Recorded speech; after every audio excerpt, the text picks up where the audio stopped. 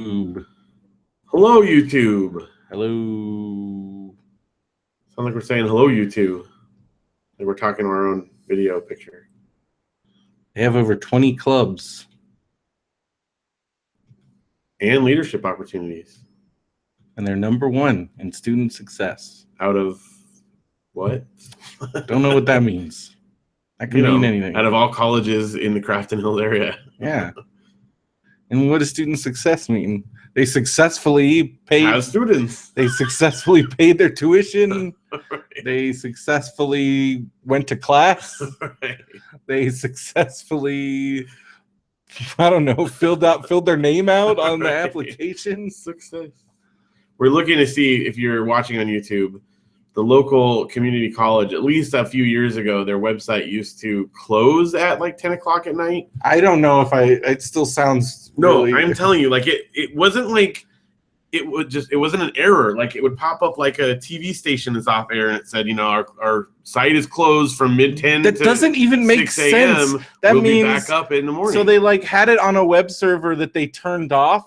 But then what was delivering the page that said they were off hours? So there obviously was a web server. They had it set to turn off somehow. But it didn't turn off because something is delivering the page that says it's not on.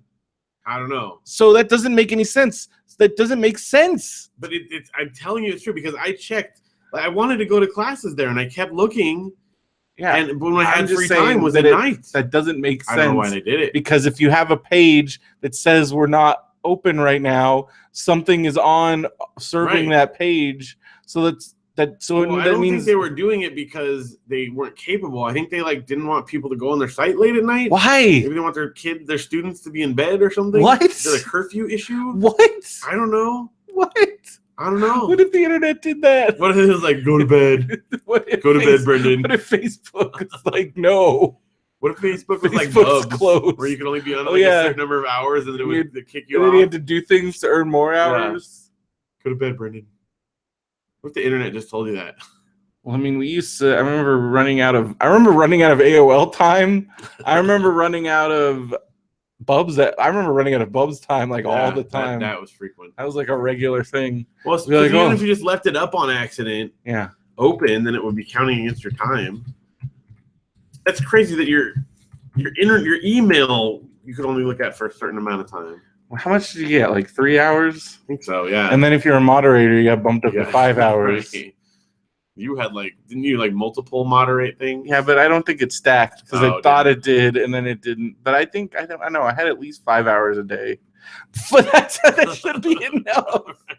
Yeah, but that was our email, and if you just had it open all the time. Well, and it was how I collaborated with other students. I mean, it was more than just email. It was that whole message board. And did you get more time when you were on leadership? I feel like you would need to if it was for your job. Yeah, because again, radio station. That's how I sent out stuff to the people that work for me at the radio station. It wasn't. I feel like we got more from the radio station. It's very possible. I think we got a couple hours. Because but that's legitimate. You need that. But I think Jerry, when she worked there, had unlimited. Probably a staff. Man, that's the pipeline. That's get that unlimited Bubs. Get that sweet Bubs. Bubs. Just bulletin board hours. You can't even explain that to somebody now. It doesn't even make sense. It's an online bulletin board / email. I guess it's like Facebook, but just for your school. Yeah. Well, that's what Facebook originally was. If the social network taught me anything. And it was an intranet. It was a school intranet. But you could send email out. And it also was your email at Bubs. It was a really long email address. Biola.edu. Yeah. I was Philip.vecchio at Bubs.biola.edu. And if you had, sometimes they would give you your stupid middle initial. Yeah. And I think I got them to get rid of that. Yeah, you had, because mine initially was Philip.j.vecchio, but then you could go in and I think you had to go to the computer lab or something. You had to do a thing. I remember. Because I'm it already had to be Philip because that's my full name. Yeah. I don't go by Philip, but that's what your name is. Because I remember for a minute I was Brendan.John.Creecy or something, and I was like, ugh, no. Yeah. But that's back when everybody had super long email addresses. Yeah. Some schools, everybody's school email was always long, and then even my it would be like your first dot last name at like whatever. I mean, like, I don't know. It was a lot of those things. Yeah, it was more the internet was more complicated back then. It was a little more complex. Because then you had like your GeoCities pages, like geocities.com/heartland/prairie/5233. Yeah. That was my first GeoCities page. You still remember it. Oh, yeah. All the way down to the numbers. Yes. We don't have just random numbers. I remember one of them was 8670. I don't know which one that was. That might have been like the Springfest page or like the first BrendoMan Productions page or my Spice Boys Spice Heaven page. Oh my gosh. Forgot. Maybe that was the Heartland. Like archives of some of that stuff. But a lot of it's gone. That Spice Boy page is gone. And I spent so much time and work on that. I had like a full-on image map. I used Jonathan's scanner, which at that time was like a big deal. Right. And like Jonathan used Photoshop to put my head on like a Spice Girl body, which was a thing that happened. I remember that caused a lot of controversy on campus. Oh yeah, because it was like my head on a girl body. We had a lot of controversial stuff on our phone. You remember like our hallway? Well, like, our whole freaking like and... Well, you had a freaking picture of a butt on your door. Yeah, I mean, that you had such a but it was butt. a wishing butt. It said you put your hands on it and then you'd wish. It came true. Yeah. Yeah. We had more than a few like talkings too from various people that did not think our stuff was funny all the time for so many things. Movies, of course, like various movies that we chose to watch that were frowned upon. Yeah, and then imagine like I thought that was bad, and then I went to a conservative Bible college in the Midwest where like R-rated movies, period, were not allowed, even in your room. And like some guy started going through all my stuff, and he's like, "Yeah, you probably shouldn't have any of this." And I'm like, "What?" It's like, "Yeah, you should probably hide all of this contraband. Basically, hide all of your books, all of your movies, and all of your CDs." And I'm like, "But these aren't even like bad CDs." Like, he's like, "New Order. This is terrible." I'm like, "New Order? What? New World Order? Oh, you know, that's it was like just it was crazy." And that was where I met. That was how I met. Like, I met people that I knew were going to be cool based on like if they told me I was going to hell or not. And then I saw like that was when I first saw like Eric, my friend Eric, and Smiles. I went by myself to see Jay and Silent Bob Strike Back because I was too scared to ask anybody, because I was like, I could get in trouble for going to just for being at this movie. Right. I could get in trouble. And then you saw other people there. And they were there, and so I'm like, all right, I guess we're all cool. Because at first we were like, oh, what's going on here? Like, what happens now? Like, it's like a Batman Returns situation. Like, are you a narc? Or what are you doing here? Because they had freaking narcs. Not even joking. Oh, I believe it. There was like undercover people. Like I was convinced they even had people like in, because like there was a city, Columbia, where MU was like 30 minutes away, where it was like a typical college town, and there were bars and all this other stuff. And I'm still convinced that they had people like hanging out there to see like, oh, Brendan just walked into the bar. Like, well, even at Biola, you had some of that stuff. That stuff on. Definitely. Well, people definitely told on people. Yeah, there were. There's a great scandal. There were some things. Names won't be named. Names won't be named. There was plenty. They named names. They did name names. Things like because you could like again like in like those situations you could get like in big trouble. I may have a couple of times shown a movie in the lobby that we weren't supposed to watch because we were supposed to stick to PG-13. Yeah, which we didn't watch the. I feel like we did. We watch the. We didn't watch Lebowski in the. But we definitely watched like some. Matt and I did Police Academy. Yeah, which we. To be fair, we're going off the assumption of like the last time we'd watched it was on Comedy Central. No, I'm like, did we watch Kentucky Fried Movie in there? No, but I also did the Man Who Two Brains. We definitely watched The Man Two Brains, and there's like a naked lady in that. There's a boob scene, and there's some language and stuff. It's not like a ton, so like I couldn't remember. And I'm like, no, I think it's fine. It'll be fine, everyone. And then like, what are you showing us? I'm like, oh well, oops, oh well, whatever. Steve Martin, it's fine. You can watch Steve Martin movies. But see now would they like? I don't know. I wonder what is it now? Do they allow that now? What is it? Are you not allowed to do PG-13? What's Biola like now? I don't know.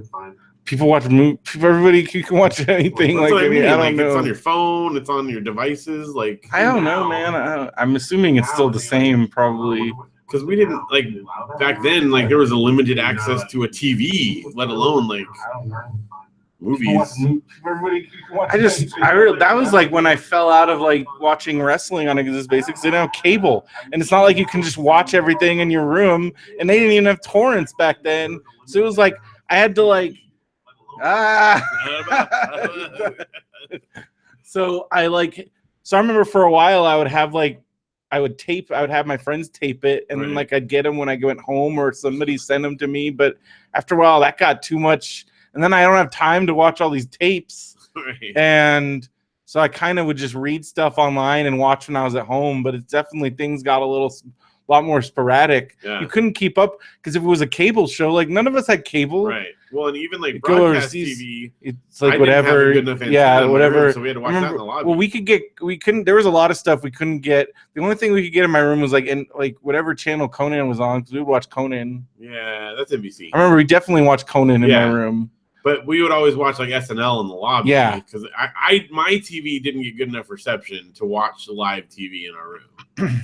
So all of our live shows, and really at the time, SNL was the only thing I kept up with. Yeah, I'm well in Seinfeld. I remember, and then you'd sometimes tape SNL and we'd watch it in your room. Yeah, because we're always around on Saturday nights. I remember there was always some kerfluffle because you and Matt would reserve the dorm room TV to tape stuff, not even to watch, but so we wanted it to because you were still trying to complete the Seinfeld. Yeah, because it was still airing. Yeah, because it went until 90. So your freshman year. I was just our freshman year. But I remember you and Matt would tape things taping SNL and other things. So it was you put a note on the TV. Right, we had it reserved.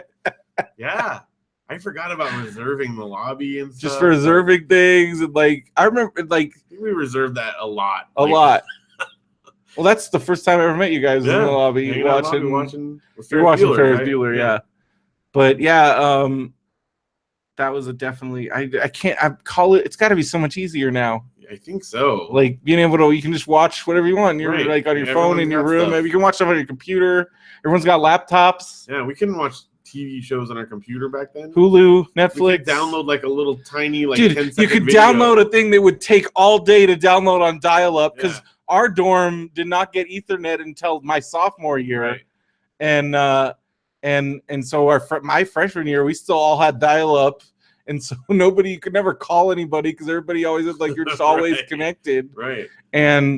And we were all on dial-up internet. And I remember when episode 1, when the trailer came out, Jonathan, it was it took 18 hours to download, and it was seriously a little freaking postage stamp. Yeah. And we all just crowded around. We were oh, that's why we thought it was gonna be good, because that was the hype. That's what we had. Oh my gosh, we got a trailer on the internet.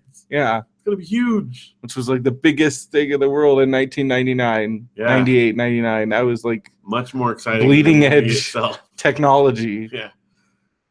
Man, we're really dating ourselves. Those are the days. No, they weren't.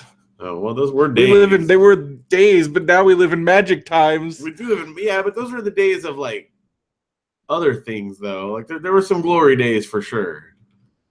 Maybe not as far as technology goes, but definitely stuff I don't know, going to shows. Yeah, shows, hanging out, stuff. Going to the hub, the hub. See, those are glory days. We just didn't have cell phones to video it all. There's some band that I Who did I see? I met somebody and their band is playing at the slide bar, and I'm oh, I can't go there. I can't go there on principle. No, I mean, if it's good enough, I would go. But have you? Just walking by that place gives me bro shudders. It's sad. And just because it's the opposite. It's the worst possible thing they could put. It's those are the people that would beat up the people that went to the hub. To go there, yeah. That's not cool, man. It is sad. It's different. And times. the bands, it's all hipster and jock bands. The guy from Lit run, like doesn't like it's like the guy from Lit. Know. Like I think he like co-owns it or something. That said to me, that says it all. Remember we used to do shows at the train station across the way? That was cool. That was a cool place to do it. Cool times. They still do stuff over there? I don't know. I think they stopped. That comic book store is still there. Yeah. I've never been in there. It's always closed when I'm there. I don't think they have very good hours. I don't know. Like it's always like, well, because I go there in the morning, like Comic-Con, and they're always closed. Or night. Yeah. But now I drive because we have free parking at the place where we go. Yeah. You guys figure out what you're doing yet? Nope. So like next month, it's probably going to be a like last 2 minute weeks decision. Before. Yeah. I told Andrew that though. He knows. Yeah, but you're not even gonna. What if you can't even find your hotel? Well, if that's the case, I might just come down and stay. Are we allowed to say what you found out? Like that's yeah, no, 100%. Okay. You just can't say when the exact. You say what day? I think so. Maybe. Well, maybe not. If in case something changes, I guess, right? It could change. Because that was a possibility. It is definitely. It's always a possibility, which is why they don't until it publish. You're not. Well, I guess then we'll just say what part we should say. Say. Which is the thing that we can say about the stuff we know. Of the thing. In about the place. Things and stuff. In the place. And it's too hot. It is very hot. It's summertime. Have a good summer. Have a summer. I saw Howard Kramer at a thing. But he was leaving. Ready to record? Yes. Getting everything ready. You just a chat. Slow.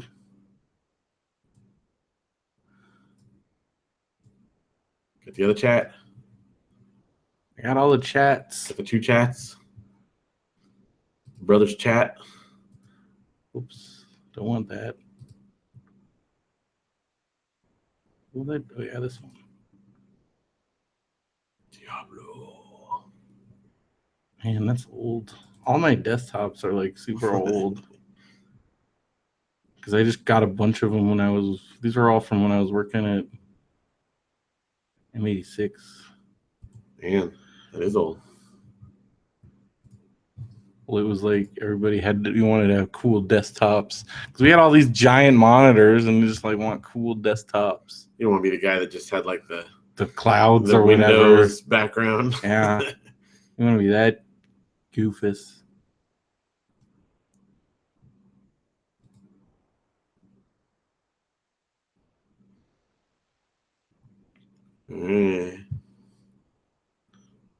We'll see what's what. Work. Checking it out. What? Chicken? Work. Chicken? Whoop. Chicken. With the fish-eyed legs. Work. Checking it out. What? Chicken? Work. Chicken? Whoop. Chicken. With the fish-eyed legs. Work. Yep, that sounds just about right. We should lose our license.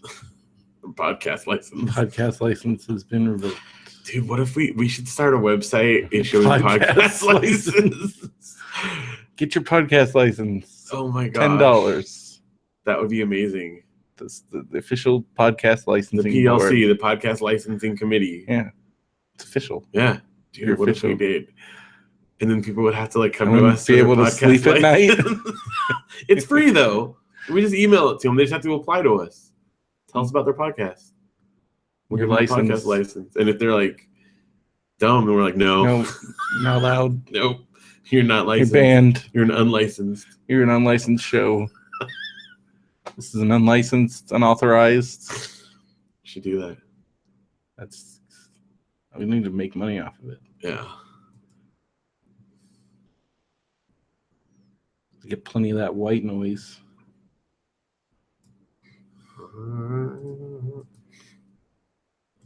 Not that. It's not normal.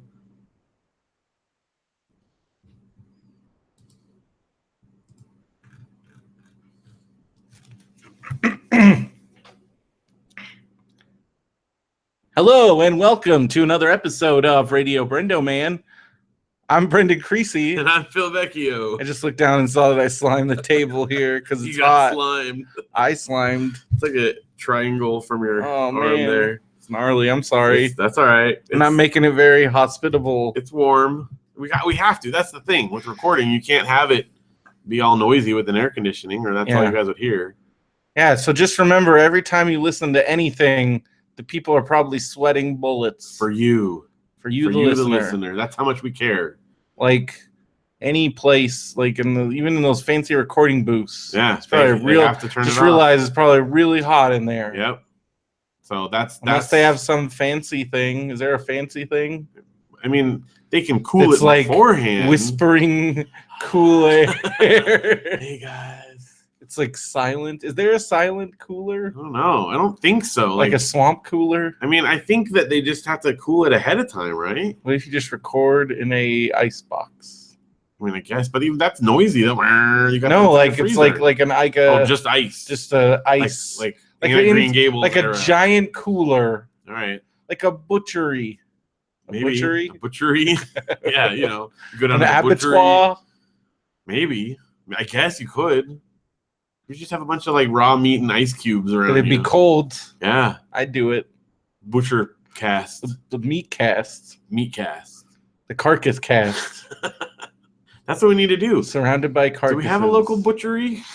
I'm sure we do. We live in a semi-rural community. There's got to be a butchery around somewhere. Definitely. I'm sure there's a guy with cows. Yeah. We can go hang out there. Let's do that. We'll try that next time. Next time at the butchery. But this time, I mean, it's been quite a week. School's wrapping up. So I'm out. The kids are gone at school now. Yeah, they're done, huh? We had our last week of school. Had a bunch of... Man, there ain't no party like an elementary school teacher's just out of school party. Yeah. Holy crap. They know it's true. We went to our own Janelle's end of the year party. Ours was like the bell rang, the kids are all gone. We went like less than 2 miles away from campus. They had rented a like room at the back of a Mexican restaurant, and let me tell you, like I'm like, don't you people have to drive home? Like I guess people Ubered and had their spouses. Yeah. Because I'm like, I didn't drink anything because I'm like, I have to drive all the way home after this. But like, because margaritas it was all happening. Janelle had her end of the year party. There's a pool. It's weird seeing your coworkers, these reserved teacher ladies. The music teacher brought his electric piano, and I sang karaoke. Wait, you sang karaoke at a party? Dude, I sang like sober karaoke with everyone else that was. You were like terrified of this whole situation. Well, here's the thing. Phil doesn't. When people are, Phil doesn't like small talk. He definitely doesn't like drunk people. But when they are, they're an easy audience. Because I was like, they were like, yeah, do it. What'd you do? Jesse's a girl, man. It's a good one. Well, the guy brought it out, and he only knew soft rock from the 70s and maybe early 80s. Was he playing? He was playing piano and singing. Okay, so it wasn't like a karaoke. So it wasn't a karaoke machine, and he was like live karaoke. Live karaoke, and he's like, someone sing with me, someone sing for me, and like every song, like I'll do one if he does, but I didn't know any of the songs. Like there was all like soft rock from the 70s. Like, oh, you guys know this one, and then we're all like, I don't know the song. And then he started doing dun dun dun dun dun dun dun, and I'm like, oh, it's Jesse's Girl, and then like, go do it. And so they all like cheered me on, and I went up and sang Jesse's a Girl by the pool with the PE teacher swimming in his underwear. Has this on video. There may be a video of that floating around somewhere. Oh man, we gotta find and then Janelle got up and was like the fly girl for a while, and like danced and held a sign for him, and like did like ooh backgrounds, but she didn't know the song, so she just did like random like oohs and stuff. Sounds like a fun time. There's some funny video out there, I will say. So yeah, end of the school teacher parties are off the chain. Teacher parties are kind of nuts. I wish I had been able to go to the other one from the other school, but because they had a retirement party, and I heard those are like another level. Man, yeah, that's like an extra level. Oh, dude. Plus, they had the barbecue.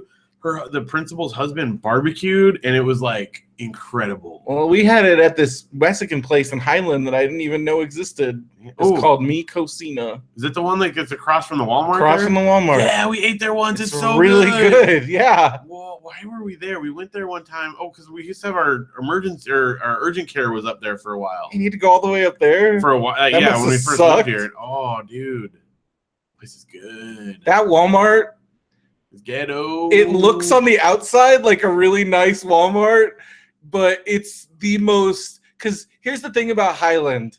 Highland is probably the greatest example of the weird dichotomy throughout the Inland Empire of like the extremist of extreme poverties. Like Redlands, Highland, San Bernardino is pretty much straight up poverty. But even San Bernardino is like, it's nice. Though. But There's Highlands enclaves. In particular, I think because it abuts San Bernardino, it's like extreme poverty, and then it's like crazy rich people. Because like our party was in the Highland super Hills. rich people. Yeah. And I'm talking like some of the worst poverty in the country. Not just like, oh, poverty. I'm talking like super poverty, like kids at my school. Like my school's right there in that area.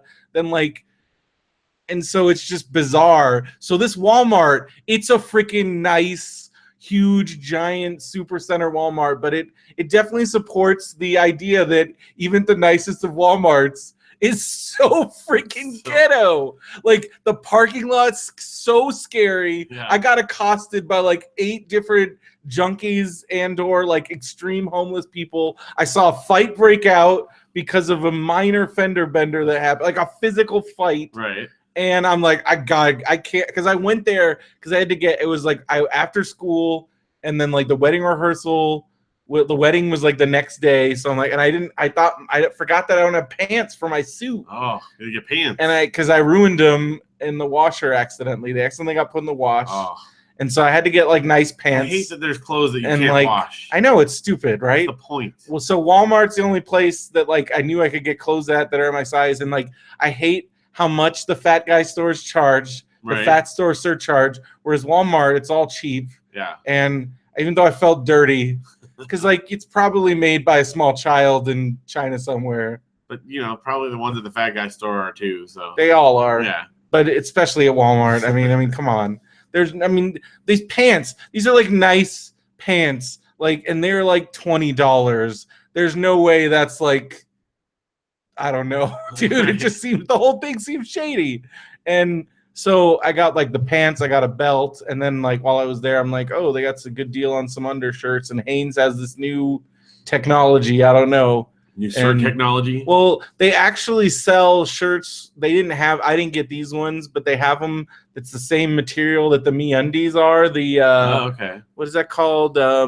Shoot, it's some new thing. It's some new fangled freaking thing. Somebody's yelling it right now. But it's like really comfortable, and like, but these shirts at least like they're like some new thing, and like odor lock. I don't know. So I'm like, it sounds good. That's cool. And definitely, since Comic-Con's coming up, all these wrestling shows I'm gonna be going to, gonna be hot. Yeah. Gonna be sticky. Need that protection and comfort. Definitely. And so got those. And then but this Walmart is scary in Highland. But then there's that really nice Mexican place right across the street. Really nice, really good, great salsa. Yeah. Like really freaking good salsa. Yeah, and they just give you a bottle and can like dump it in the thing, and it's great. And I had the carne asada burrito, and that was really good. And apparently their margaritas are good because the teachers drank a freaking boatload of them. Oh. But yeah, so this end of the school year, we actually had a field trip the day after school ended at the junior high because of a bus misscheduling. Okay. And but it was the leadership. We have like ranks, like the kids can achieve ranks, and if you get a major, like it's like military ranks. Oh, okay. So if you get up to major, you get to go on a special field trip. Where do they go? Well, we were supposed to go to freaking Legoland, but then our whole buses got messed up, and then the day we could get buses, Legoland wasn't doing the educational discount. Okay. Because Legoland does a really good educational. It's only $15 per kid, and so we didn't get to do that. Man. And so we went to Castle Park. Okay. Which was pretty fun. I've never been there. Less educational. Well, it was a fun trip. It wasn't really like an education trip. Yeah. And school was out anyway. So, but it was cool because we got a pizza buffet. Nice. And I rode on the bumper cars, but then I don't know if you remember, but it was 90, like it was in the high 90s last Friday. Yeah. So started doing miniature golf. And after about like the 10th hole, and here, mind you, I'm having the game of my life. It was me and 3 other teachers, and I am like destroying. And there's kids watching us. They're like, "Oh my gosh, Mr. Creecy is like really good." I'm like, I have never miniature golf this good in my entire life. I either got par or below par on every single hole. Gosh. Like I'm just destroying it, and like I got like a lot of 2s. I got like, and then nothing higher than a 3, and I'm just like destroying. And then I'm like, I have to go help you have to check in with the kids every whatever, right? And also I'm like, I'm about to die because it's night. It's like the sun came out, and I'm like, so we all like, I think we all agreed to like call it because it was really hot. Yeah. And then we kind of retreated to indoors for the rest while the kids, because there's a water park there. Yeah, we went there sometimes when I was a kid because we live not too far away. It's fun. They have Buccaneer Cove. Did you go on that like spinny one where they put you in like the spaceship? Well, they have all these spinny things. Well, I mean the Gravitron. Yeah, I've done that as a kid, but I wasn't going to do any of that stuff. That was my favorite as a kid. I love the Gravitron as a kid, and I remember when they have the one at Six Flags where it's like the barrel. Yeah. Like my brother. Spin out. Well, yeah. So now though, my brother figured out that you could like go all the way upside down on those, and then we got yelled at, and he almost got kicked out of the park because I remember I tried to do it, but I ended up like sideways, and then I almost didn't get back up in time. I was like fell over. Yeah, you have to be like right side up. But Carson would like spin all the way upside down. He'd like crawl all over and then like, but yeah, they definitely got more strict. It's gone now. Sadly, yeah, it's a bummer. They got a little more strict. But the Gravitron, I just remember one time I went on the Gravitron in Montana when I was out there with visiting my mom's friend, and there was like this little county fair in Missoula, and this kid threw up on it, and I had always heard about what would happen if somebody threw up. And well, first I swear to you, it floated a little bit, and then it just splat right back in his face, in his own face. I mean, that's at least that. At least it didn't go like across.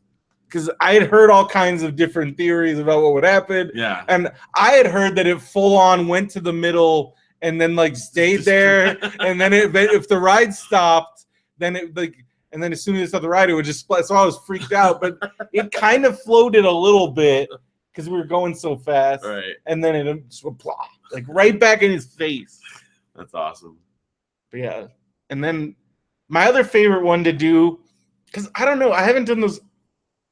I don't think my body can handle those spinny rides anymore. No. Like, but I haven't really been on. I mean, I've been on a few and it's fine, but I'm feeling a little bit more like I've never thrown up on a ride ever. The only time I ever came, excuse me, remotely close was we had just eaten a bunch of food, like fair food. Yeah. And then my friend and I, because we had the unlimited ride pass, and we went on, the high roller where it's like it spins as it spins.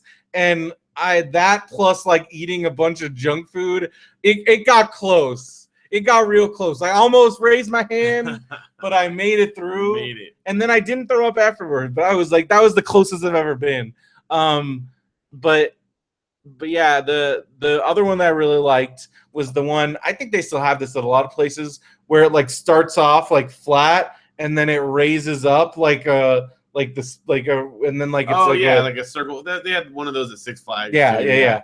I always like that one. So then you're like just face like looking at the ground. Yeah. When you like for half of it, that one's pretty. That's cool. Pretty cool too. Anyone where you're standing and then you like stick to things, like I thought those are always fun. Yeah, I mean I still love those, but I haven't lost it yet. I still can do spinny rides. I've gone on a few, but it seems kind of like iffy. Maybe on the way out. Yeah.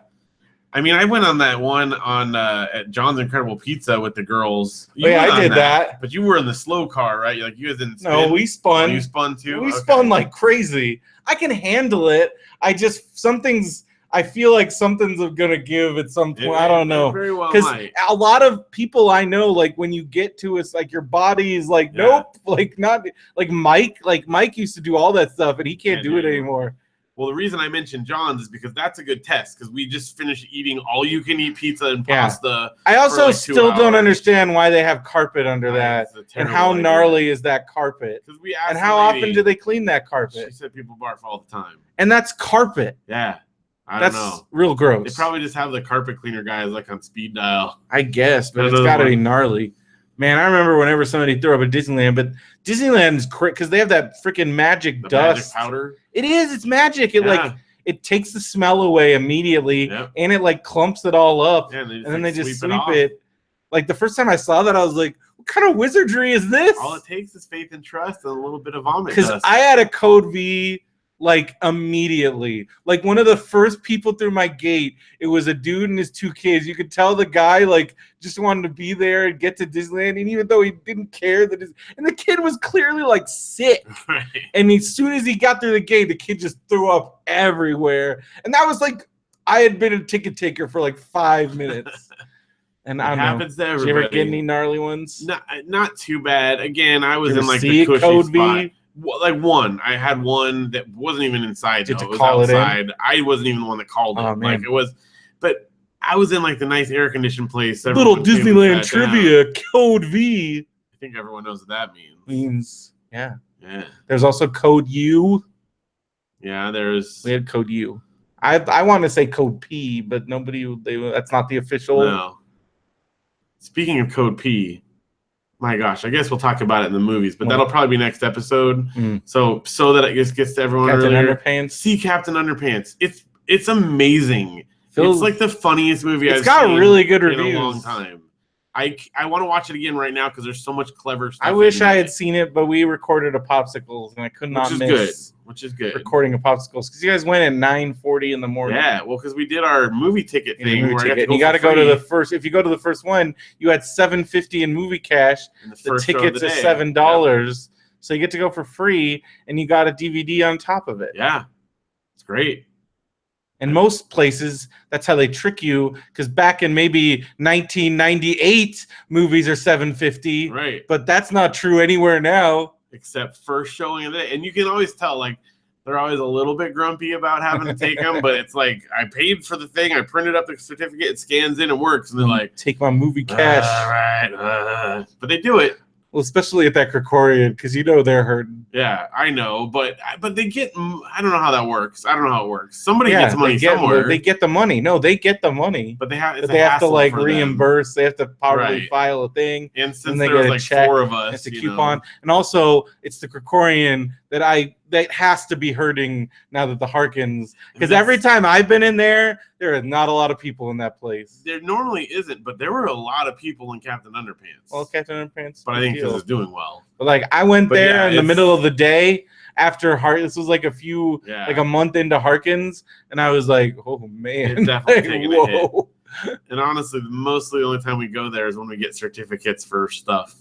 Which is probably bad. Sometimes don't you want to don't you love doing the clap? I do. I mean that's the stupid. I know that I'm sure we've described it before, but the clap during the opening thing is like so much fun, and everybody does it. The most I think I've made you and Janelle laugh recently was when I started doing the clapping during the Harkins thing. Yes.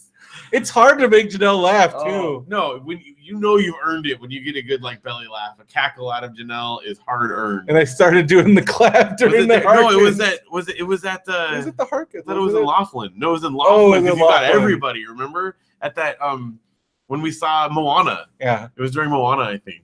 I started doing it. Yeah. Oh my god. Just to whatever. Just do another thing. Well, Harkins is not even. You got to come up with something. Yeah. But there isn't really a thing. It's such a like local joke that like no one else would understand. It was great. It's so weird, and I remember I did not believe you until I saw it happen. Everybody claps. And even then, I still think it's the stupidest thing in the world. Yeah, but you do it though. I don't do it. Also, I laugh because there's always people that get it wrong. Oh, yeah. Always. Oh, you don't want to be the guy that gets it wrong. There's always people that get it wrong. There's like especially the last where it's like dunk dunk dunk dunk, and they think they're supposed to. Yeah, there's like that's where it gets you. And then, but the last part you don't do it. That's how you do. Yeah, but you don't clap at the very, very end. No, but the very, very end is dun dun dun.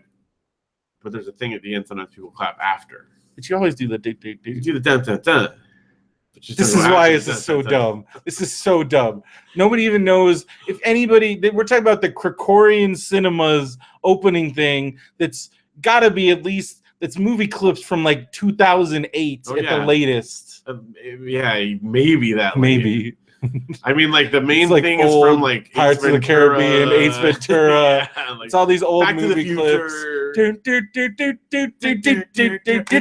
And people only in freaking Redlands, California. Everybody does. Because there was a Krekorian in Buena Park that I went to all the time. Never once in my life heard anybody clapping to it until I go to freaking Redlands, because I guess people are so bored. They're like, "Hey, Ma, you can clap along to this Krekorian song." Well, the best part is like the first time Janelle and I went to the theater, there we're like, "What's happening right now?" Because everybody in the room does it, and we're like, "It's so weird. Gosh, this is a thing people do." So dumb. It's great. So I made Janelle laugh when I started clapping to whatever intro thing there was at Laughlin. So like the Brendan, the Brendan theaters there. Yes. No, it wasn't at the Brendan. Because we saw Harry Potter at. Yeah, that's right. The Brendan. The Brendan that we probably will never be going back to. Not if it's the kid program. Well, I mean, when we can go to one that they can go to. Yeah. Because man, that was the most expensive movie I've ever been to. Yeah. So Fantastic Beasts and How to Spend like $75. That was the title of the episode. That's right. Well, so now we've done like the best of Radio BrendoMan. Yeah. Well, we got a reader mail. We do. Let's check it out. This one from Steve Espinoza. We haven't heard from him in a while. Yeah, good to hear from you. He says, "Hey guys, FYI, it was me who bought those knives and training weapons." Do not mess with Steve. Yeah, all the stuff we were talking about last time. We meant it all in nice Tactical ways. Knives. Hey. Steve is a trained professional. I know. Jiu-jitsu. We've got him on. I'd rather have him on our side than against our side, let me tell you. He's a Kenpo, not Jiu-Jitsu. There you go. Let's get the facts straight. Kenpo. I lost my utility knife a few weeks ago. What if the guy who has it now comes for you?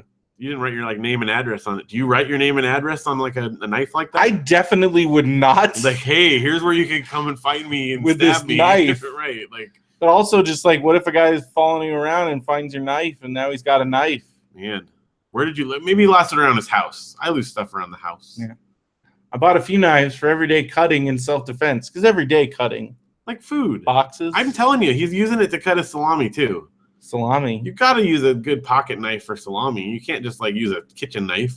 I use my kitchen knife. It doesn't feel right. You got to imagine you're out in the field cutting your salami and looking at a beautiful waterfall. Just imagine that you're freaking Gandalf or something. Yeah. Stir up some tang. Tang and salami. It's the breakfast of champions. That's your trail food? That's total trail food. Maybe some Munster cheese to go with it. The trainers are for sparring. Oh, like the rubber ones. This year I'm training for my brown belt in Kenpo, and just after my belt test is an open invitational Dog Brothers gathering. Dog Brothers equal a bunch of martial arts enthusiasts who once a year invite anyone affiliated with Dog Brother martial arts or not can come and test their fighting skills using fencing headgear, padded gloves. Example, hockey, lacrosse, MMA, or specially made gloves for minimal protection. So basically, you have padding, rattan sticks, and mock weapons, and you just fight each other. That's awesome. No points, no winners, no trophies. The only rule, be friends at the end of the day. That's like what I did with my brother. Yeah. And then you get to do it as a grown-up. If you weren't wearing pads back then, though. No. But hey, let's just beat each other with these whatever weapons we have available, and it's a brawl for all. That was always my favorite part because I was in fencing. My favorite thing we would do is we would do our official training, but sometimes if we did a good job or at the end of the night we had some extra time, I can't remember what he called it now. It was basically a battle royale though, where he would take all these different weapons. He'd put them in the corners of the room, or put them in the middle of the room, and we'd stand in the corners and they'd say go. It was like the cornucopia, and you'd run, and there's there's sabers and epes, and you just we would use what do you call them, the katana swords, except the wooden ones and stuff, and just beat each other up. It was great. That's cool. So man, I totally relate. All right, so he says, I'm hoping I'll be in shape enough to hang with the other fighters in my dojo this year. I've been to 2 open gatherings as a spectator, and I'm itching to try it out. Well, I hope you... It's awesome. Yeah. Don't worry, it's not as dangerous as it sounds. Everyone is surprisingly professional for amateurs. Haha. After a few matches, I can be invited by my instructors to the tribal gatherings. Well, those super fights. Man, yeah, it's like the different... It's like regionals. held 2 to 3 times a year. Where I would represent my dojo along with the fighters at different levels. Dog, candidate dog, dog brother, and guru, like my instructors.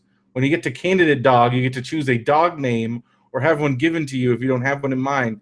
In my dojo, we are represented by Guru Food Dog, Guru Beowulf, Brother Catch Dog, Candidate Beast Hound, Candidate Honey Badger, and few to be named later dogs.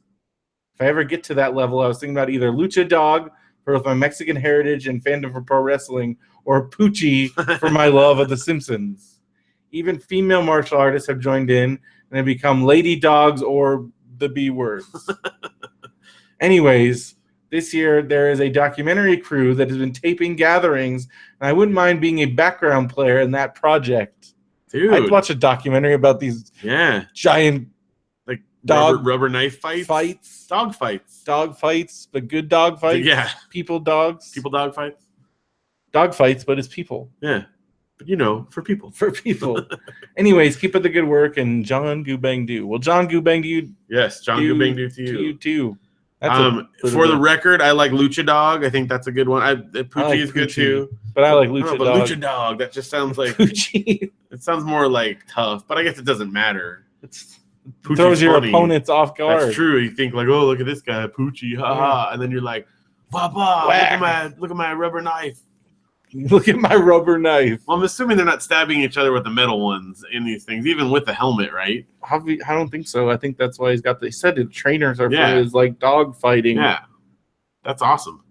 What's like we always love. I love going back behind the convention center and watching the LARPing. I don't even think those are LARPing guys. Those are just like fighting guys. Yeah, because those aren't the ones where they're using like keeping track of magic. They're just like dudes in armor, like just beating the crap out of each other. I remember when we found that the first time, we're like, what's happening back here? There's guys in like armor hitting each other with swords. It's pretty awesome. Yeah. And now it's like we seek it out. Yeah. Also, because like, well, it's also the way to a secret restaurant. Every year I'm thinking the secret restaurant's gonna be gone and the soda room's gonna be gone. And so far so good. We're so good. One of these years. There's a secret restaurant, and I don't want to tell anybody. No, but it's like right there. How do people not know about that? I don't know. It's never that crowded. Everywhere across the way, you're like waiting in 10 hours. We've been there in the middle of the day, and they're like, "Hey, sit down. Teacher right now. Table for 12. Yeah, not even like a small table. There's a big groups there. Yeah. That was where Derek got to see like where it comes from because he saw your mom return a shrimp and get like the ones with bacon for and free. Get extra shrimp. Yep. And like it runs deep. Yeah. It's like things are starting to make sense. I'm like, it all clicks into place. Did I tell you about bargaining in the yard sale? I'm pretty sure I did the last time. Okay. Still feels good. Still thinking about it? Yeah. Thinking about the 50 cents? If I'm feeling down, I think like, no, it's a quarter. A quarter. But I told everyone before I did, I will go buy that for 75 cents right now, and then I did. So I started at 50. It just feels so good to get a good bargain. Love it. And then I was bargaining at our yard sale this last weekend. Mm-hmm. This lady wanted to get some Legos for a good deal, I was selling a bunch of Legos, and I got what I wanted out of it, but I wanted her to feel like she got a good deal. And she saw those football cards that I've had floating around since forever that dude traded me at the LA Comic-Con that no one wants them. She's like, my dad really likes football. And I was like, if you give me this price, I will throw in that whole stack of football cards. She's like, really? I'm like, they're all yours. And I got exactly what I wanted for the Legos. You even sold the Halo guy that you've been trying to sell forever. Dude, I did. But you're still, you've had that Transformer for so long. I've had it for a few years. I've had other stuff longer. You've had that. That Transformer's been part of many a sale. It's been a few. A lot. A lot. But every single Shrine show. But a lot of the stuff I sold yesterday was from that original Smirker box. Yeah. So, I mean, even that. You're hitting the bottom of the barrel. On that stuff. But I've made my money back on that a long time ago. Well, that's good. It's all. Your very entrepreneurial spirit. It's fun. And I got to clean out the garage. That's how you get. That's your high. It is getting good money for what I want to sell and paying people less than they want me to pay them. Being A good haggle will get you far. Yeah. All right, we know what else will get you far. What's that? Listening to podcasts and listening to them on Stitcher and rate, reviewing, and subscribing this podcast because it'll get us real far up those iTunes charts and help us get new listeners and help us bring in more people. I had a Stitcher adventure this week. Oh, yeah? I went on Stitcher and all of my shows were gone. Like all of my stuff that I had saved. Not like logged in? No, I was logged in. Well, that's unfortunate. And all of it was How'd gone. that happen? I was freaking out. I'm like, wait, I have to go through and find all the shows again? And then I realized I had at some point created more than one account with 2 different email addresses, and this is the one. So I started adding stuff, and then I'm like, this cannot be right. And I logged out and then logged back in with my other email address, and it was all there. Why are you logged in with 2 email addresses? I don't know. It's tied to my Facebook. Well, mine is too, but for some reason, I at some point did another one. Goofball. So make sure you log in with the right email. I don't use Stitcher anymore because I can't run it on my phone. That's right. I do it on my computer, but that's if I'm going to listen to something on my computer, you know. I use Google Play Music. But we're on that too. We're on that too. We're on everything. But again, rate, review, subscribe, tell your friends. Do it. Get the word out. We're building momentum. We want to continue building momentum because we want to continue serving you. But, you know, it's getting a little expensive to keep the lights on. Yeah. So, you know, the more you can do, the better. We like it. Also, finishing that Kickstarter. Also, there's lots of other podcasts you listen to on the Benview Network at BenviewNetwork.com, including the newest show, Super Mario Brothers Minute, which even though the movie, it's way more, I'll tell you this, it's way more entertaining than that movie. Well, see, and then I'll give them that. We'll give them credit for that. It's really very entertaining. They could fart in a bag and it would be more entertaining than the movie. But there's some funny folks behind the show, yes, and I support them fully, even if they're talking it's about very one of the worst entertaining movies of all time. And I think that Andrew and Emily have an earnest love for this movie, which while I don't understand, I do not understand. I appreciate, especially since Emily this week said that she hadn't seen Teenage Mutant Ninja Turtles. I'm like, what kind of childhood did you have where Super Mario Brothers was your go-to movie and not Teenage Mutant Ninja Turtles? What kind of weird, but then I'm thinking about it, and like by the time they were like kids, like 7-8 years old, Ninja Turtles was definitely not like cool or even like really like going. So like I guess like because like Andrew was saying that like they watched it on video, and like so there wasn't like Teenage Mutant Ninja Turtles were not in the like really a zeitgeist thing by the mid-late 90s, which is just crazy to me because that was like such it was so huge. But remember, like think about it, like by it kind of 3 came out, it was already like, way yeah. So like it makes sense, I guess.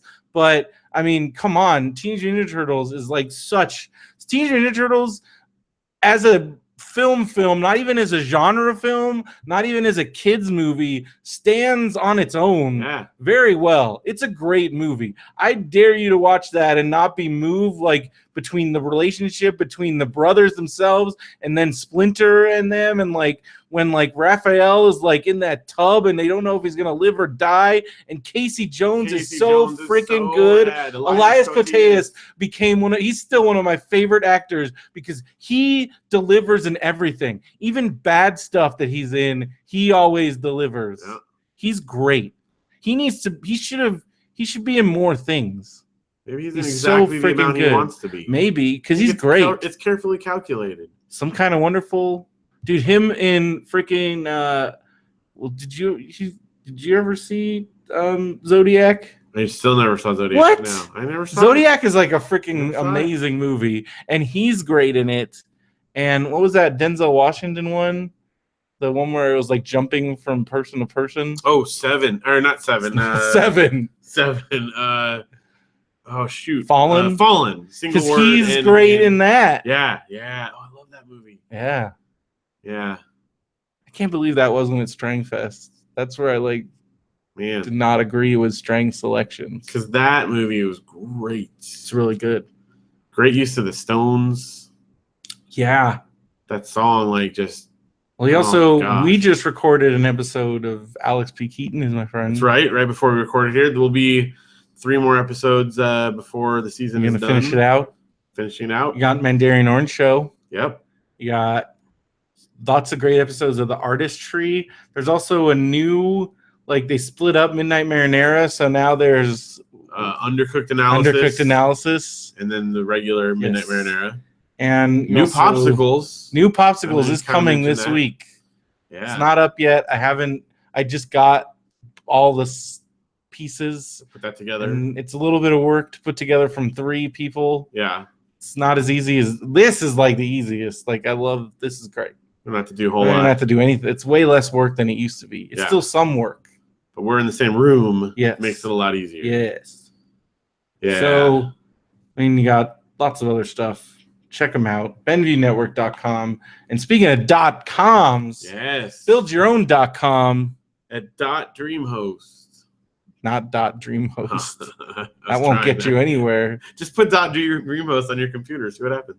Nothing will happen. Well, then you should go to radiobrendo.com instead and click the DreamHost link. That'll get you where you need to go. That will get you where you need to go. To save $50. $50 off your order at dreamhost.com. But you got to go to radiobrendo.com first. That's right. Click the banner. Save $50. Get that hot WordPress website, any website. Get it going. They got lots of one-click installs. Anybody can do it. You get a free domain name with your order.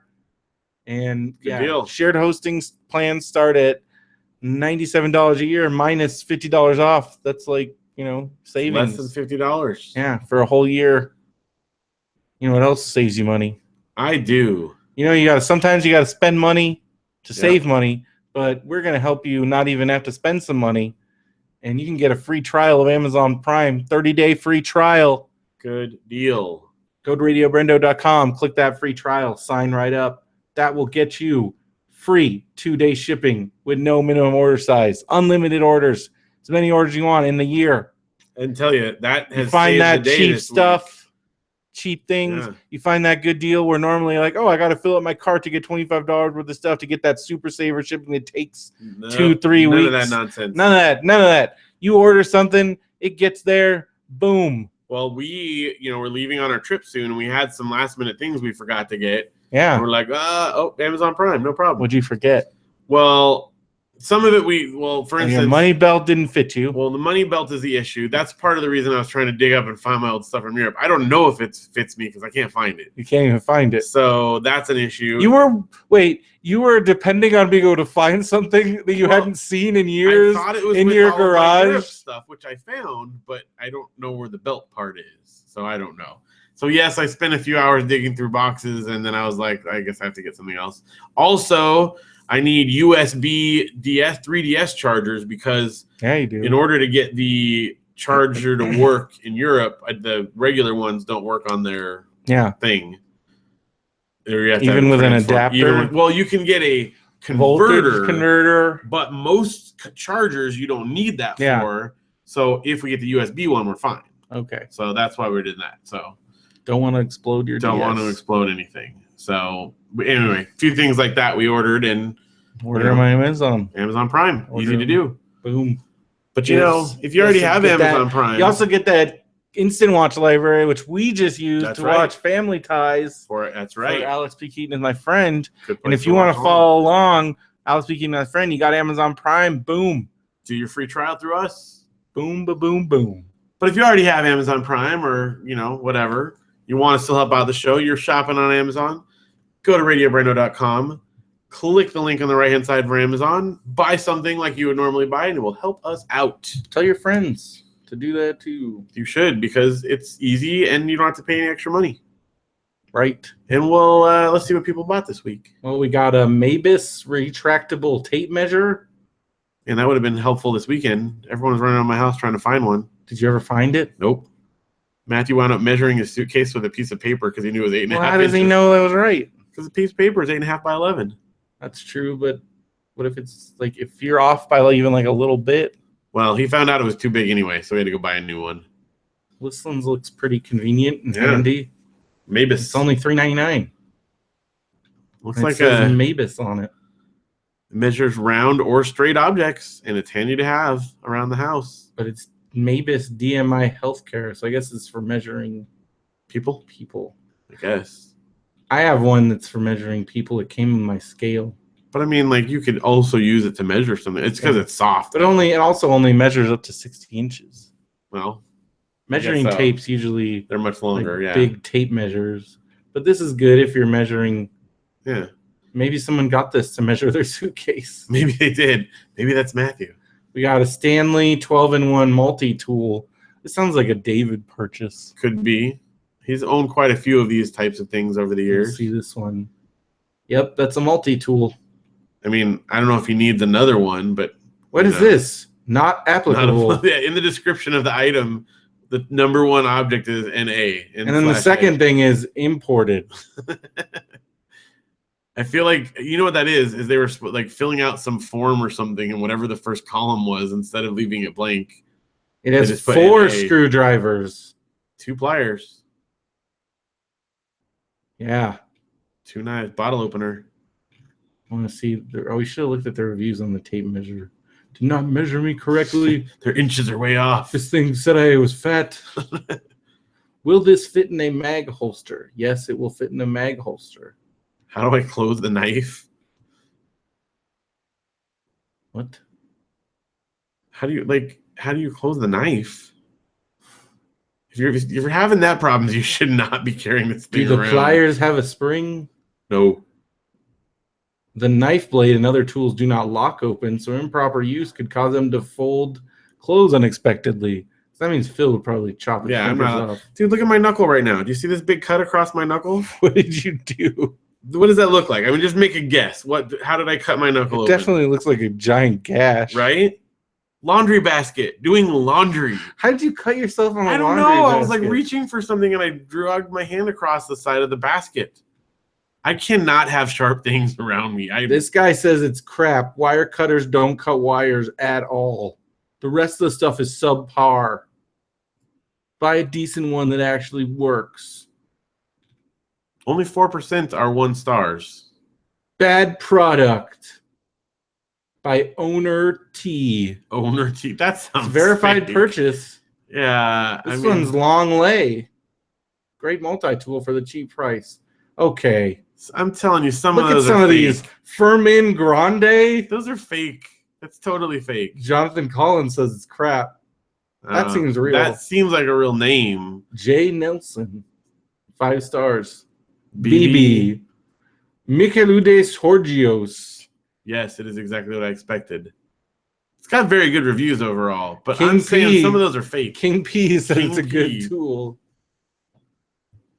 They gotta buy these, right? Like that happens. I don't know. Maybe there's a way to like fake it to make it say you have to do verified purchase. Maybe they. I mean, that's the price of a review. Maybe it's only if they pay $10, they get some good reviews, and they buy it for people on like there's probably some secret forum or something, or some. What if they like buy it, write the review, and then return it? I mean, that too. I bet you there's some kind of scam like that they're doing. They're paying people in some places. Or they cancel. Can you like buy it, then write the review, and then like cancel your order? You probably can't do that. I don't know. You probably have to like have it shipped before you, but you can definitely return it. I'm just saying, there's definitely funny business that goes on. I don't know how they do it. Phil Premium Bobber Stops. What do you think this is? Like fishing? Not even looking. Toilet? It's either toilet or fishing. I think it's toilet. All right. I'm going. Yeah, that probably makes more sense. I don't know what the heck this is. Yeah, after looking at it. Grip.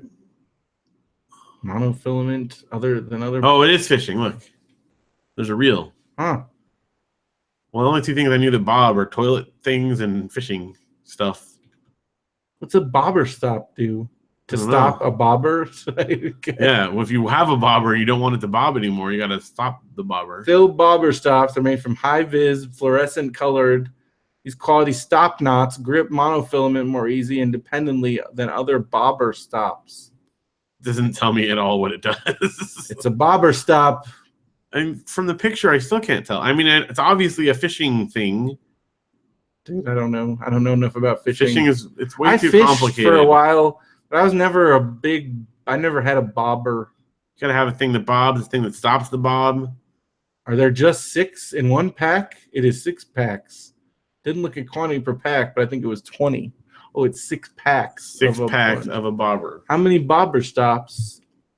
Bobber. How many Bobber stops at a Bobber stop? This package is about the size of a dime bag. I'm sure you can do the math from there. Okay. That's a very helpful answer, Manny said that. Okay, Manny. Dime bag, and I can do the math from there. Exactly what I needed, a dime bag. There's a lot of people using the term dime bag, I guess. By Amazon customer. Says they work. Brett B says they work. I mean, what? These make it so easy to add a bobber stop. Of course, you could tie your own, but it gets a little tricky in the wind. I guess. I think it like stops the bobber from. I think it keeps the bobber on the line. Maybe. I have no idea, dude. I don't confused. Know. Fishing. All right, who's going fishing? What are you gonna catch? Catch some. I keep wanting to say barbers. Baba. Baba. It sounds like we're from Boston. Brooklyn, or Boston. I got my Baba. Going to the Baba. Gulp heads. Minnow jig head. That's definitely another fishing thing. Yeah. Someone's doing some fishing. Where are you going? Not going to the Bass Pro Shop. Bobber stops again. We can't get away from Bobber stops. Not going to the Bass Pro Shop is what they're not. That's right. Amazon Pro Shop. Amazon Pro Maybe they're going fishing in the Amazon. That's scary. Oh, it's a hook. It's a hook with a big fish on it. I guess this is a jig. Gulp grip, bait keeper. I don't understand any of this fishing terminology. Proven colors. They can prove what color that is. That's pretty neat. It looks like a fish. Yeah. Are fish cannibals? I guess they are. I guess a lot of them are. Well, they're like, different sizes. Designed to work with Berkeley Gulp and Power Bait. Experiment with different shapes until you find the best for your solution. No, this is the best. Warning, choking hazard. Small parts not for children under 3 years old. It's a fish hook. Of course you're not giving it to children under 3 years old. Who's suing if they gave a fish hook to their kids that they choked on it? My kid choked on this. I don't understand. Then I liked it, but when the bait kept slipping down. This is just any bad reviews are going to be people complaining they didn't catch any fish. That's just fishing, man. Somebody's doing a video call. What? Are they in like the chat? I don't understand. It says I have a missed call from Mario and Justin. Man, they're trying to hang out somewhere. Where are they? They're in the internet, the ether somewhere. I don't understand where they are. Why are they calling me? Hey, Brendan. Maybe they just both happen to call you at the same time. This is from April 17th. What? And then it says I missed a call from Justin just now. What the heck? Maybe he like tried to join an old group or something. You know, sometimes if it's left over on Hangouts. Yeah. I don't know, man. I'm not sure. Well, if you're out there, Justin, hello. This guy says these jigs, there are better jigs with better keepers for what these cost. I still think that the Fletchling cement I use will hold any plastic better. You tell him. All right, man. Jay Slavinsky. I'm hooked. I'm hooked. That's not real. That's funny stuff. Works great. Then I liked it. Slipping, but this he starts with then I liked it. But then the bait kept slipping down. This person can't write correctly, and also they are not a very verified purchase. But also, like any complaints are like I feel like if you just don't know how to fish, that's the issue. I don't know how to fish. This guy says they cost too much. What is this like? $4 for like multiple. $3.79. Apparently that's too much. How much are you getting your jigs for? Slavinsky says it's too much. Man, I don't know. I think that's pretty fair. That's including shipping. Well, we got Snowy Owl 8-inch. What do you think this is? Like a statue of an owl? This is like a thing to like scare rats away or something. Is it? Like, you put up. Right, or top of the buildings to get birds? I think. Or maybe it's a shooting target. Maybe. Maybe it's an 8-inch record and I didn't know they make 8-inch records. Oh, no. It's an 8-inch owl, like a stuffed owl. Like a little stuffed owl. That's cool. I thought we were getting too much in the outdoors. Yeah, after all the fishing stuff. Owl. What do people say? What possibly could they have bad to say about a stuffed owl? Look at this little Harry Potter rubber ducky. you want a rubber ducky toy? Oh, look at this little anime Harry Potter bib. Oh, it's an owl from for Harry Potter. Oh. Is that what it's for? I don't know, but it's obviously something. There's all these Harry Potter things who bought this, so I don't know. But then it has like stuffed owls. That's a giant bear. 4 foot. You can get a 4-foot bear for $35. Man, why does it have such low reviews? This bear is too big. This bear is too big. I don't need that much bear. You do not need a 4-foot bear. What if it like smothered a child? 2 feet would have been sufficient. Smothered my child.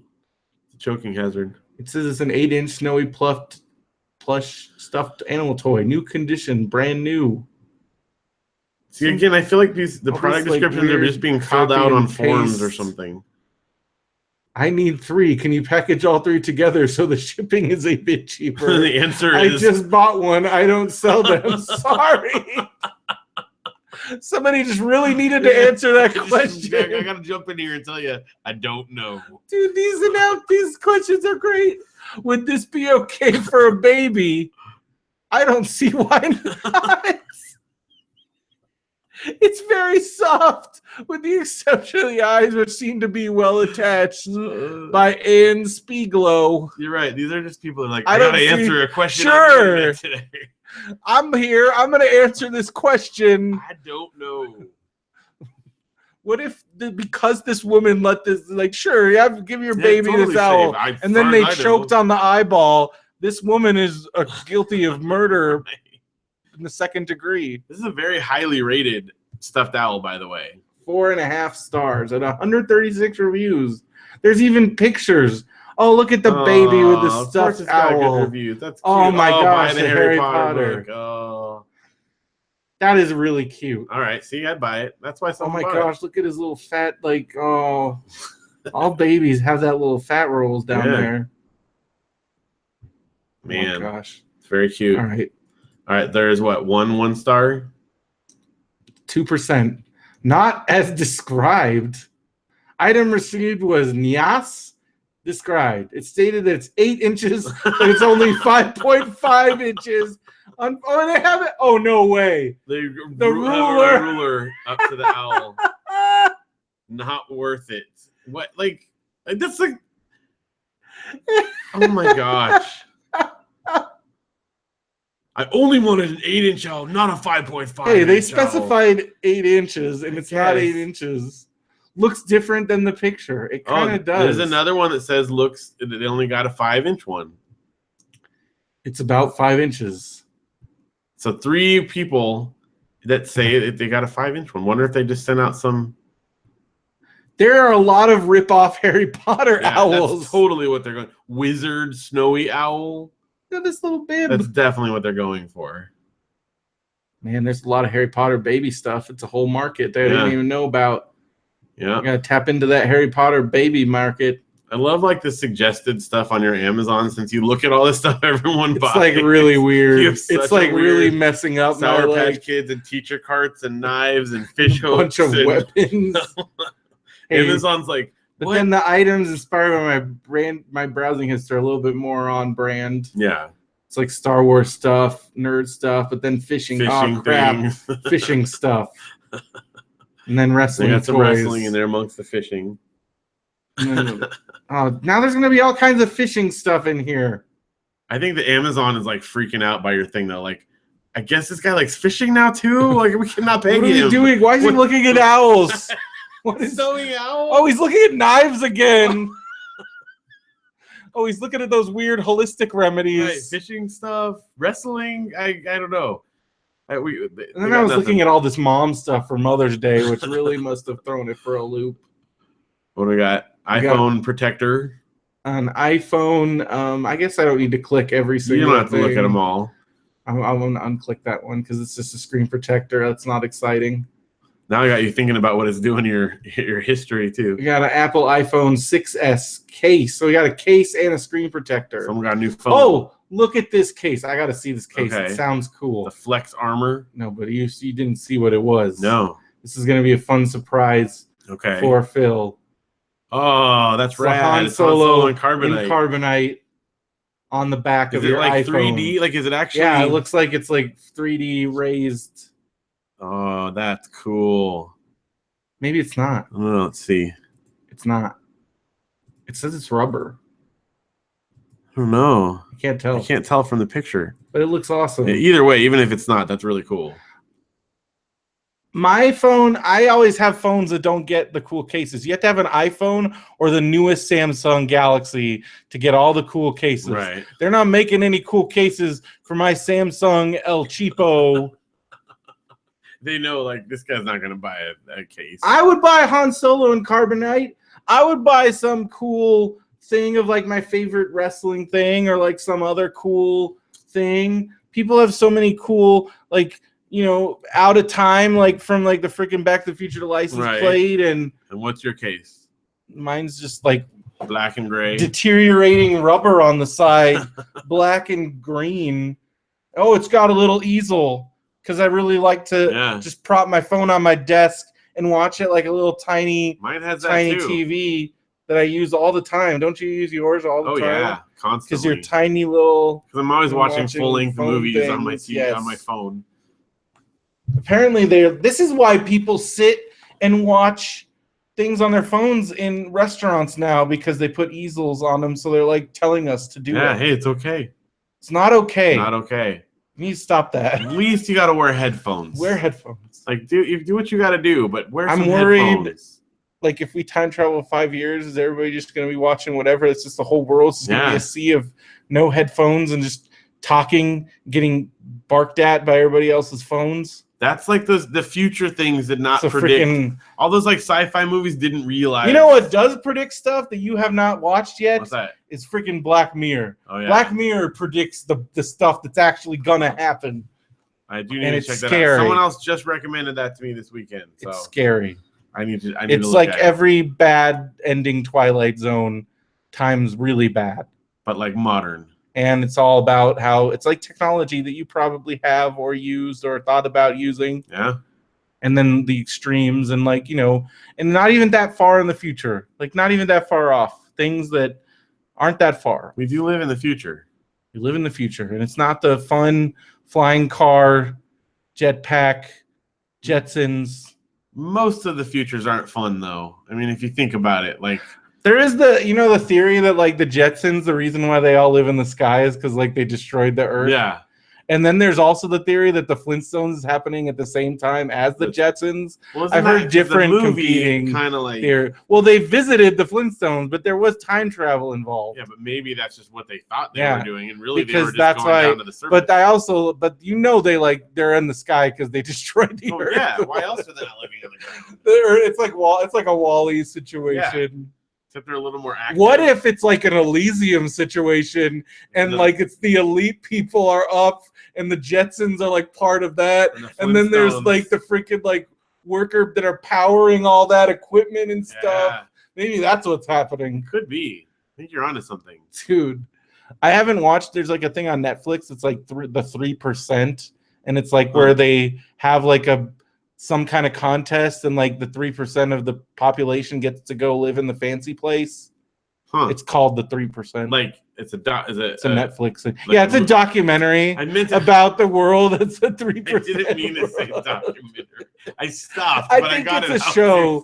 It's on Netflix. It's always documentary. It keeps popping up on my Netflix recommendations because it's like you like Battle Royale and Hunger Games and all this stuff. And so it's a documentary. Yes. Okay. Pretty much. Hopefully not. I mean, geez, I think we're headed there, though, right? We're not far off. Isn't that kind of what our healthcare system is going to end up doing? Like, is it like a reality show type thing where they're trying to like pretend? That No, it's like I don't think so. I mean, I don't know. No. You know, that's. I mean, we're not that far off either. Hunger Games, the show. That's what I'm saying. Well, you know, like. Because America is the richest, you know, blah blah blah or whatever, and there was like a thing like that. But. Did you ever see? I forgot what it was called, but it was like a indie movie where it was like people killing each other, but it was like just super indie, where like it was a game show, and they were just there was like 8 people, and like the last person alive won. Like it was some crazy. I forgot what it was called. Jeff was the one that told me about it, and then I watched it. Huh. It was pretty nuts. He's the one that told me I should watch Black Mirror. Black Mirror is really good, but I mean, get ready to be bummed out. That good, huh? It's good, but it's also like, holy crap, we're all gonna die because this is kind of like, it's real dark. All right.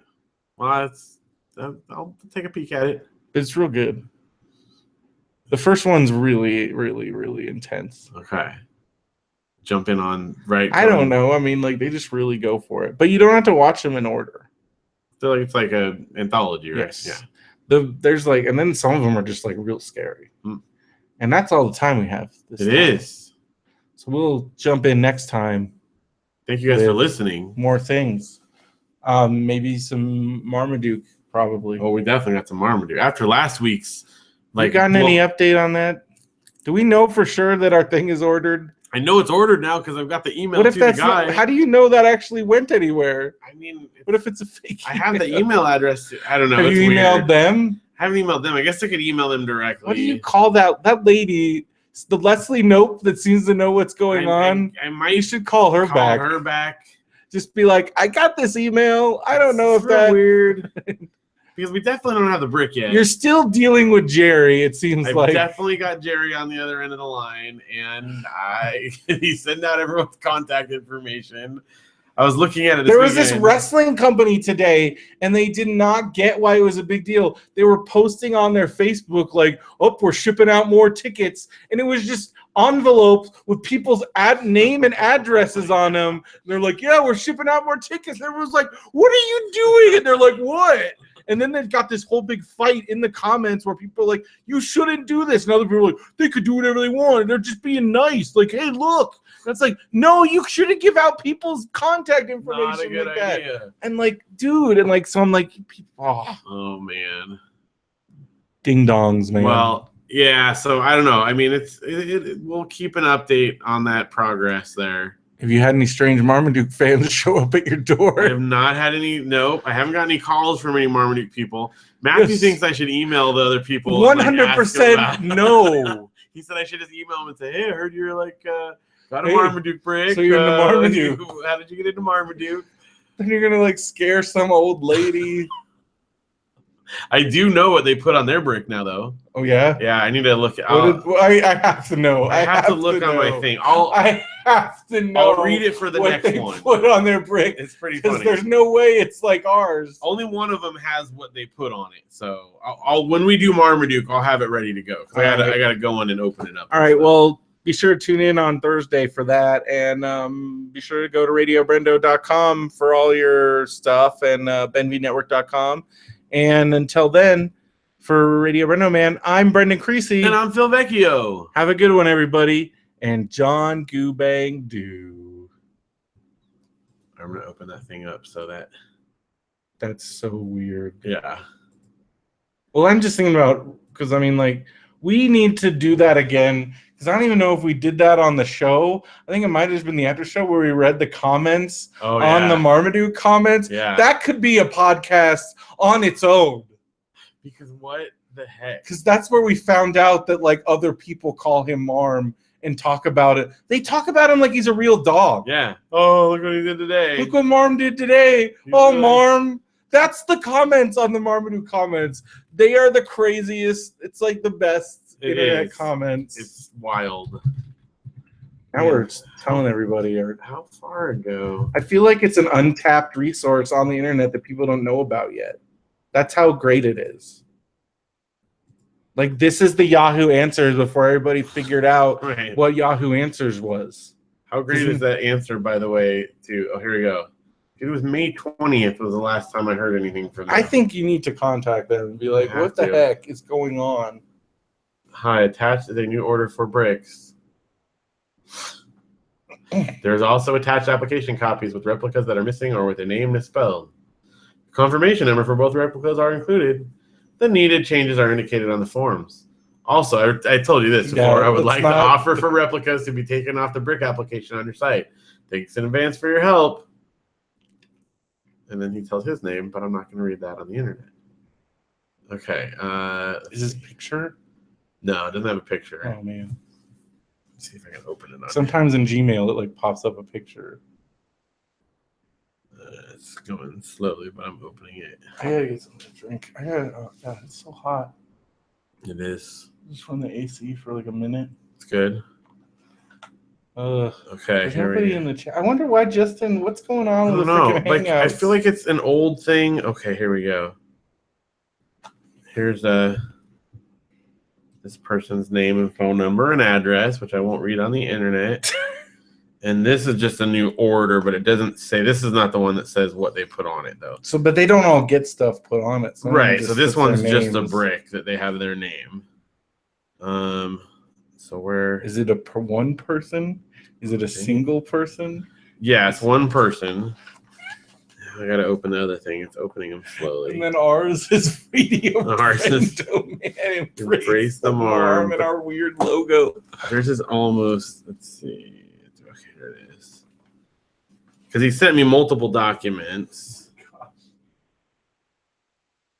Info on the 2 donors. So now I have their info. It's opening. Oh, it's too hot. Here. Just keep this up there. Okay. Turn it off from there. Opening slowly. Opening. Processing. There it goes. Okay, here we go. There's email, phone number, and address for various people. Here's ours. Embrace the Marm, love Radio BrendoMan, with our logo and radiobrendo.com. It's the cassette tape logo like that we had on our old t-shirts. I can't say who it is. I'll just say I can say a first name, right? Yeah. No one's gonna know. Betty. So I guarantee it, we are in old lady territory here. And won't say where they're from, although I do have their address. She got a $50 4x8 brick. Mm-hmm. So, because we did the smaller one, didn't we? No, we did 4x8, but that's right. But then we paid extra for the replica, which we still don't have. Okay, here we go. Should I read it now or should I save it? Save it. Okay, I'll say it. I got it on here now, though, so it's ready. That's the only one? There's only one that I actually have what they said on it. I have other people's information and stuff, but the only ones that they actually put that on there were mine because it's missing and theirs because there's a typo on theirs. Like they got the brick and it was spelled wrong. So they got a brick at some point. Where's my brick? Can you imagine getting your brick and then it's spelled wrong? I mean, well, it had to have been a typo from them, though, right? What if the brick people are cutting it right or something? But I mean, don't they just like print it off the internet? Like they're not chiseling it by hand. What if they put the wrong letter in the machine? It's a computer, right? Like but they got to put an actual machine. If they're doing our logo, then they're just like putting the file in there. They're not like typing it over again. But I think the lettering is done with like a machine. Maybe. I don't know. I don't know. It was like a laser cutter thing? Well, it's got to be, because otherwise, like, how are they replicating those logos? Because it's not like I didn't pick one of their pre-made ones. I just uploaded an image file. What I'm feeling for those, it probably just freaked on there, but maybe the letters, I don't know. Maybe the lettering is different. Maybe. One way or another, I now know what they said, and it's pretty funny. It will make you laugh. I guarantee it.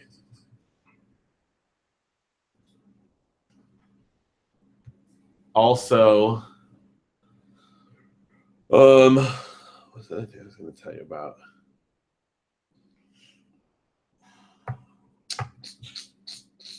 I don't know. What?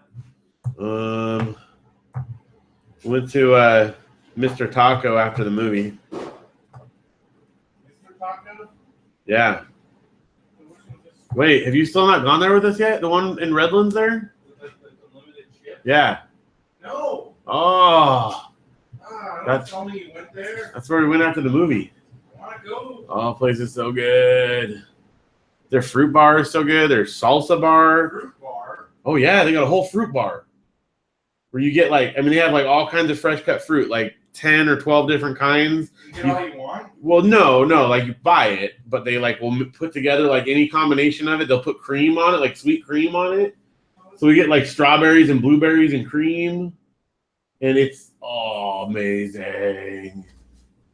And then you have like their salsa bar. They have like 12 different kinds of salsa, plus like all the like grilled onions and the. These Warheads pops, they're not messing around. Pretty sour. I don't think I'll be getting them again. Oh. You know what are good? What? The Slush Puppy Pops. Yeah. They have a cola one. I wish they had just cola, but it's like a combo of flavors. Well, it comes with like cola and cherry and raspberry, but they're all really good. But the cola is like the freaking, it's like a Coke Slurpee in a freaking pop form. And they're only $1 for like a 10 of them. I like those icy pops too. Ones that come with like the triangle things that have cherry and blue, whatever, raspberry, and then they have the green apple ones. Have you had those? Are you talking about the frozen icy slushes? Yeah. But the newer ones have green apple now. I didn't know they had green apple. Yeah. It used to be just the blue and the red. It just has the thing, and you just like pop it open, and you just suck it out. Gotta have the green apple. They don't have them. I've only seen them at the Nightstader Brothers. I think Janelle gets them at like Sam's Club because she always gets like the big old thing. That was the one thing they did have at that fancy Stater Brothers. Those pops. Yep. Summer popsicle season. Is it definitely popsicle time? Because it's like such a good little treat to like cool you off. Oh, it's not too bad. Like, you know. Mostly water, a little bit of sugar. Yeah. Depending on the ones you get, I guess. You get those fruit ones, they don't have as much sugar. Yeah. Those fruit, what are those things called? Like Fruitare. Fruit, yeah. Oh, those are good. I got the carne asada burrito, so I ventured off from my regular thing, which is still really good, but my favorite is still their Diablo shrimp. Oh my gosh. It's amazing. Yeah, I was going to get that at Meat Cocina, but then I really want to try asada burrito. That's what I wound up getting. It's good. I mean, it's hard. You can't go wrong. But, man. You never know. You could go wrong. You could go wrong. That's true.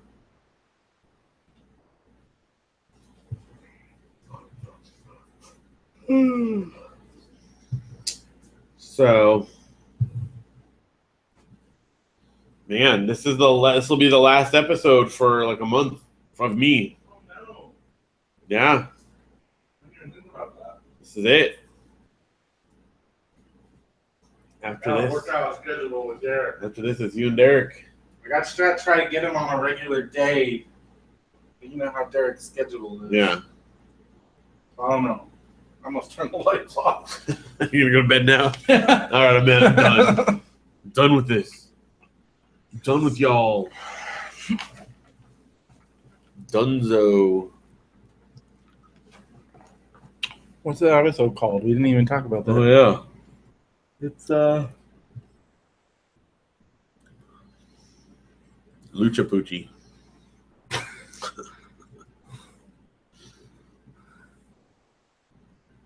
It's actually pretty good. It's his two names. Where did I save it?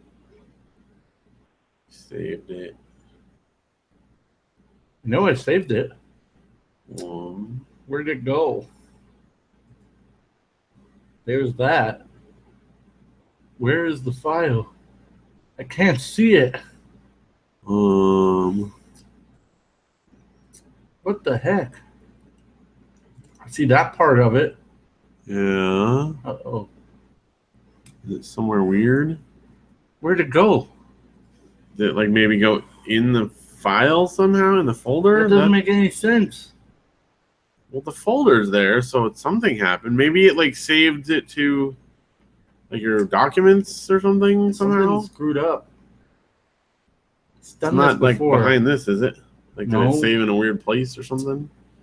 If this is here, then the file would be here. Uh-oh.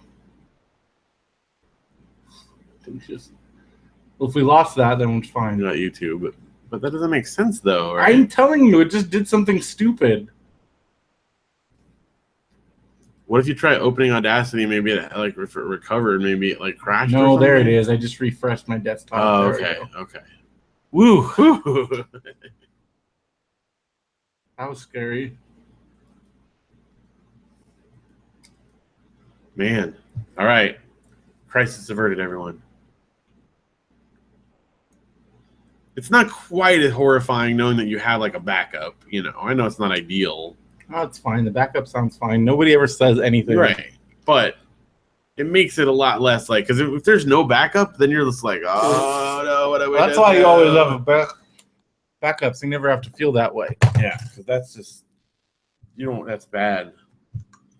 That one time, remember when we tried to like reproduce it and we were so boned because it just wasn't the same. And then I found it way later because I figured out that I had saved it in a different place. Right. But you'd already posted the episode but it was like way later. Yeah. We were gonna do a thing because it was like we'd only record. You only had your. I didn't have my end. Right. So it was like you were gonna like. I was gonna try and respond to your. Right. It just didn't work. Yeah, that would have been funny though. We could probably do like some really dumb improv thing. Yeah. Like, oh, what's that? Yeah. Oh, why do you keep talking about that? I'm not even talking about that anymore. Hey, Phil. I'm like, yeah.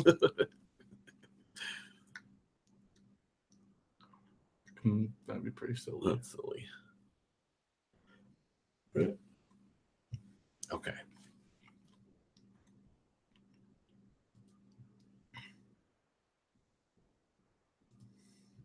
Oh, I don't want to do that. Do we really need this up here?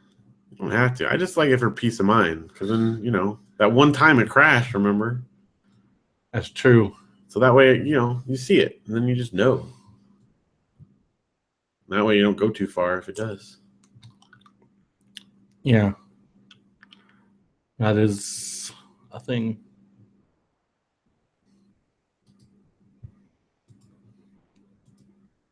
All right. Hello and welcome to another episode. Hold on, let me just move. I move the microphone after we record and it sounds.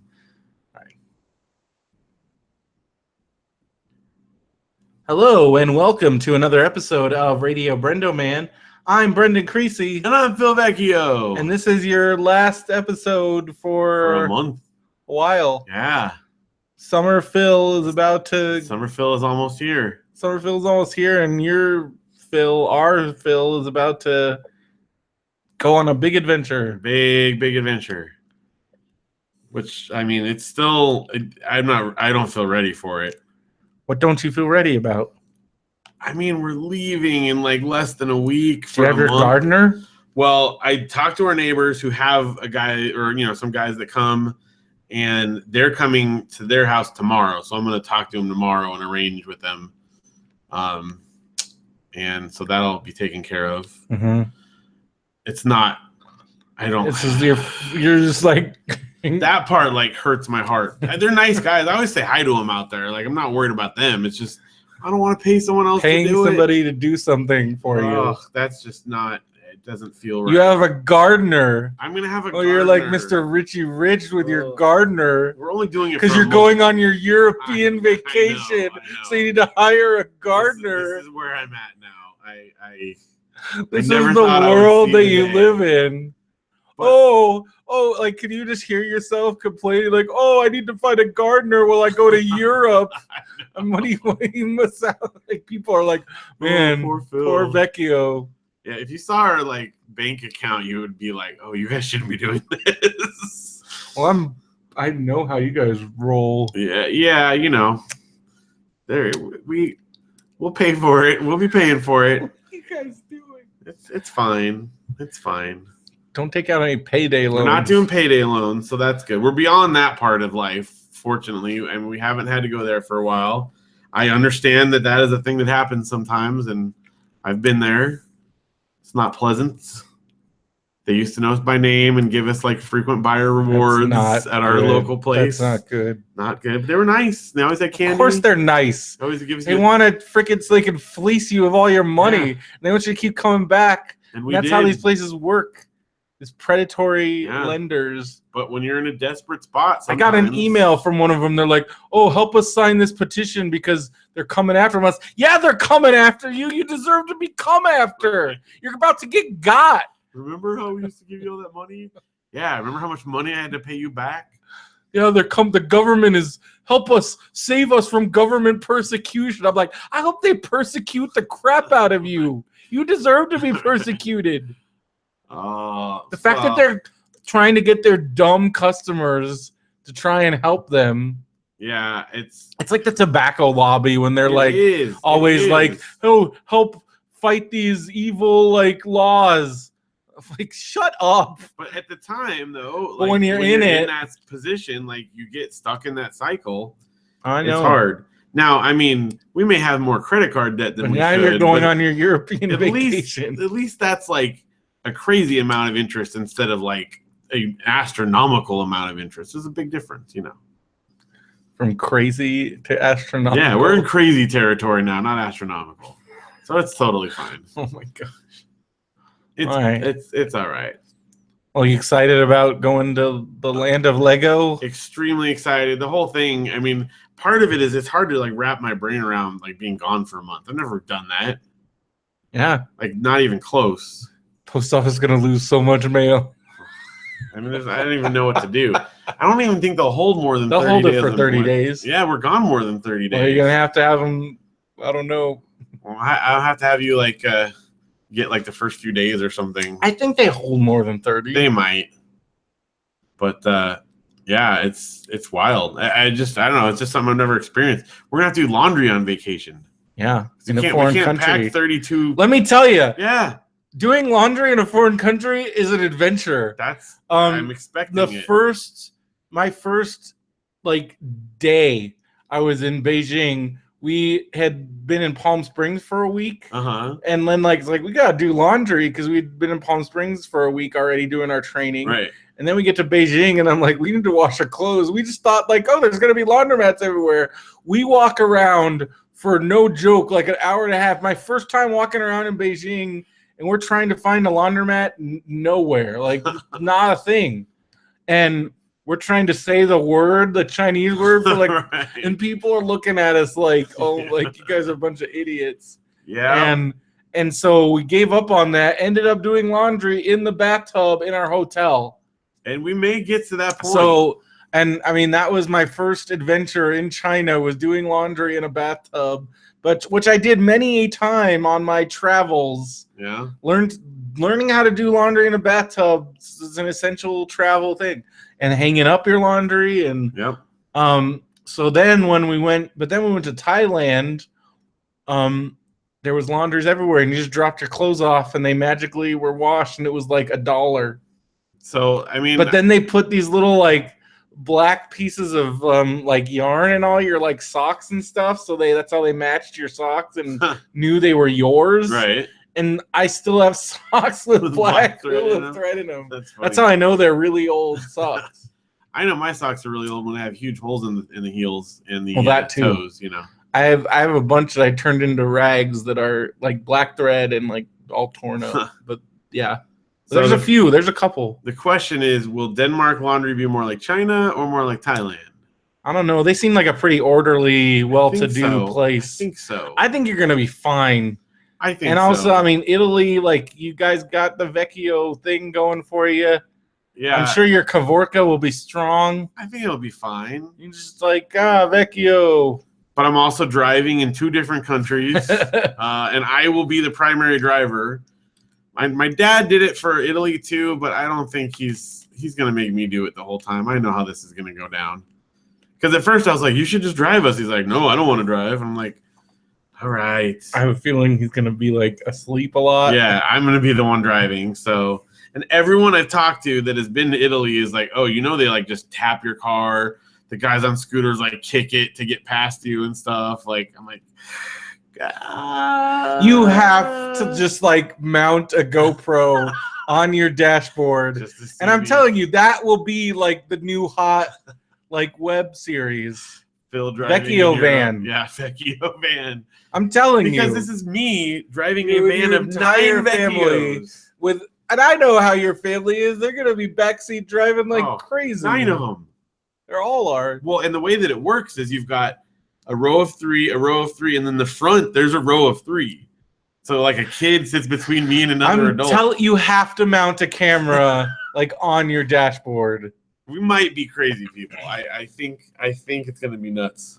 But we booked the last of our stuff. The final thing is we're taking a ferry over to the island of Capri, which is off the coast of Naples. Are you gonna get to go to Popeye Village? That's our plan. But it's kind of. I hope you get to go. Based on what Strang said, we're kind of just gonna have to figure it out when we get there. As far as getting over there, there's no like way to pre-buy the transportation there. So I'm hoping that is our plan. Work. I think we'll figure it out. He said you should have plenty of time. Yeah, you take a taxi or whatever. So that is our hope. But who knows? I think we might not even get to go in the Tower of Pisa, Leaning Tower of Pisa. What? Well. They have a thing where no, it's because 8 years old and under are not allowed to go up in it. And Luke is going to be 6 going on 7. Just be like, 8. Well, that's the thing. 8. Like, I don't know how like easy it will be to like get that to happen. What are they like requiring photo identification? And I just would feel so bad if we all went up and Luke had to stay below. Like, I wouldn't do it. I would feel too bad. I'd rather just take pictures of it from the ground, like in solidarity. Because think about how sad that would be. Your whole what are we gonna do with them? Just bring him up there. Man. What are they gonna? They're not gonna come on. Well, we're staying right by there. So the Italian word for 8. Yeah. Kind of. It's like Spanish, right? Ocho. It is. Yeah, we're in trouble. Because my dad's like, he knows a few phrases. We'll have our translator. Don't you have like a phrase book? Well, like just gonna have apps. You didn't learn a little bit. Well, we're on the plane at like 14 hours. Get some of that Duolingo going. It's free. 14 hours. You're on the plane. Yeah, why not? I mean, you could at least a little bit. I know a few things. I know how to tell my kids to eat. Yeah. Mangia fio. So if they're not eating their dinner, I can tell them that. Okay. Because that's what my great grandma used to tell me. And if you didn't eat fast enough, she'd take a big spoon of pasta and shove it in your mouth. Really? That's how the Italian grandmas do it. Mangia fio. And then, why do you think I have eating disorders now? I think that's a grandma, because like my grandma like fed me just like all the time. Oh, yeah. But like that's not good. No, but they wanted to eat. Yeah, and look at us. But see, they came from a time when like eating wasn't a guarantee. Yeah, well that doesn't mean you have to like go. Problem now. Like I remember my mom like. I came home from the farm one year. My mom's like, "Carson, you're dead. Your mother is making our son fat." And I heard that. Yeah, I mean, I don't know. That was the thing. You had to eat. You had to get some meat on your bones. Yeah. Well, I got meat on my bones now. Tons. Although I tried on my suit because I have to bring a suit to go on the cruise. Yeah. Fits. My suit that I purchased in 2006 still fits. I feel pretty good about that. Yeah, well, there was a time when mine didn't. Although I was kind of big. I spiked and I'm back down to where it's still a big suit. No, I wasn't that big because I was unemployed living off of peanut butter sandwiches and like water. Well, I talk about this a lot, but I look at my old Disneyland pay stubs. I don't know how I like even having roommates and stuff. I don't know how I live off of like that. I had like no money. No wonder I'm in so much. I mean, I guess I got in a lot of debt, and like I just because I was like I had nothing, and I didn't have like a lot of people and like when they're like because this was like in my 20s, and a lot of people like have their parents to fall back on. I didn't have that. I didn't have any safety. My mom was asking me for money, and like I don't know. I guess you just when you're in it, it just that's life. That's how it is. You don't think about like. I don't know. I mean, I remember at times being like, oh my God, I'm like so poor.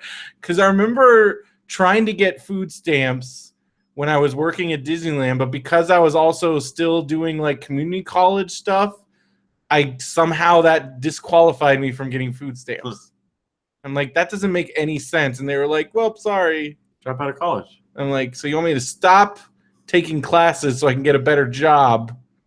And continue to work at my crappy job that pays nothing so I can get food stamps. Like, that's the kind of message that they're sending. Yeah, it's interesting. And then even with food stamps, you can't live off. It's not really enough to like live off, because I've been on food stamps since then. Yeah. It doesn't cover much. And that's the other thing that bothers me is people like are convinced of all these like welfare queens. Like that's not a thing. Yeah.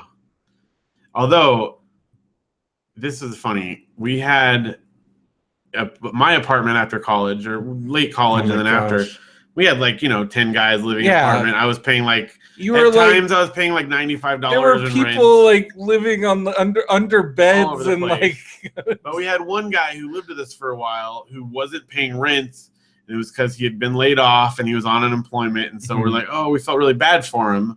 This was at the time when I was subbing like a few days a month. Dude, but unemployment, you can get a lot of money from unemployment. This is what we found out. Unemployment, I'm not talking about unemployment. I'm talking about food stamps and right.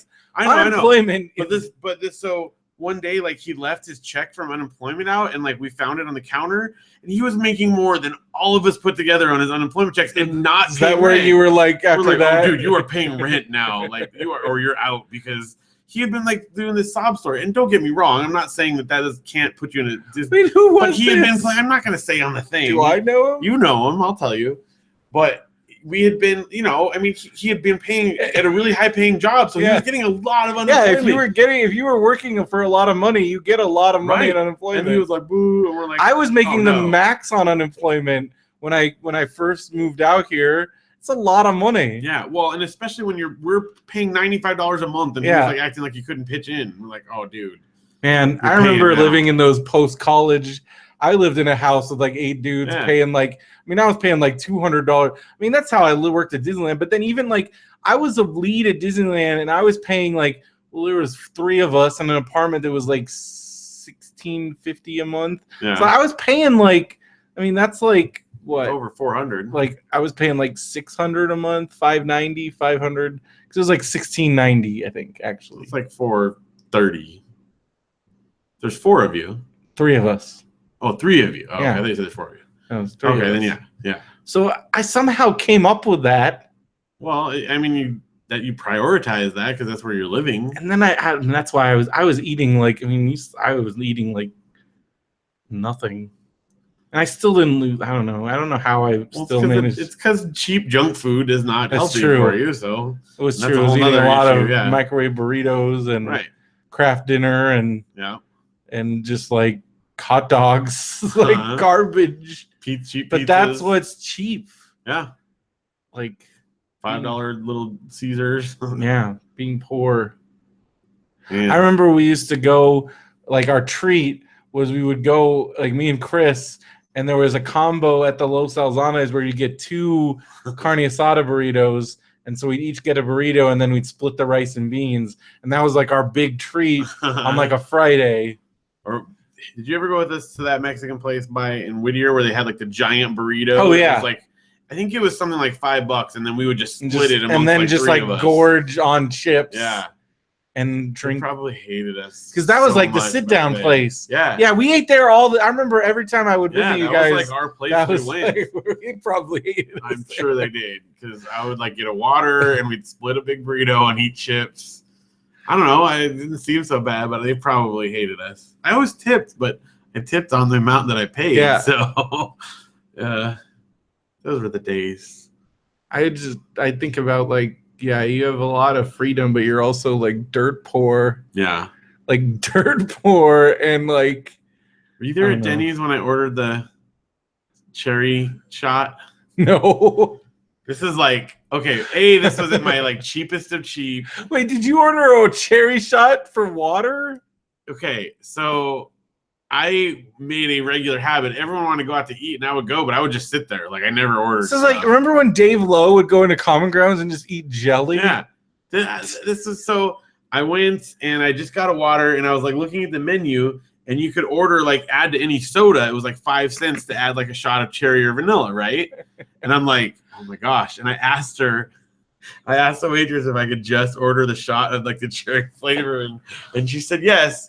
And it would be 5 cents plus with tax it was like 6 cents. Did they shoot it right into your mouth? And then I paid and I tipped like a penny. Did they give you like a little cup? Yeah, it was like in a little tiny cup. Did you drink it? Yeah. You didn't put it in water or anything? I don't know. I might have. And then you just drank the then she gave me the receipt and it was like 5 cents with tax tip on that. And I tipped a penny on it. Oh my God! Probably took your penny and threw it at you. Sure she did, because I paid 7 cents up at the counter.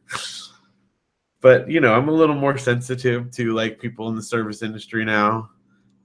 I mean, I was nice. I wasn't like a mean my one, brother and I in high school would go to Red Rock. I think we're the reason why because you used to just be able to get fries and like soda. Yeah, and you can't. I don't think you can get either. I think you can get just a soda. You can and get refills, but you don't get refillable fries because we used to, fries and a soda, and we would stay there for like 3 hours. Yeah, and they would always, and we got kicked out of that Red Robin so many times because we would even get a group of people and get sodas and then get one thing of fries. Just eat off of it. Oh, we did that a lot.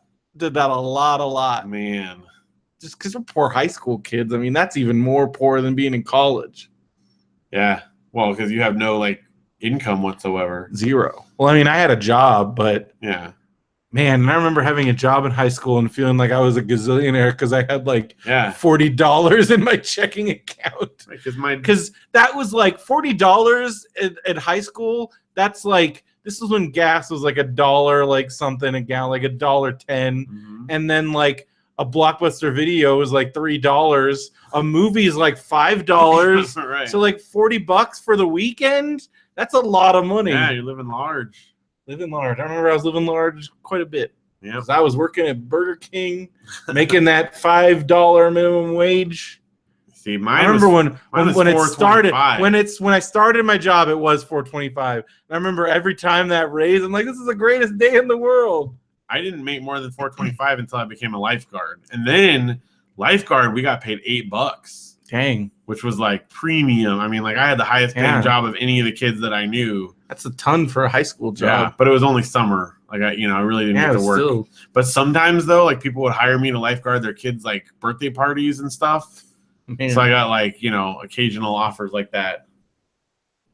Those good stuff.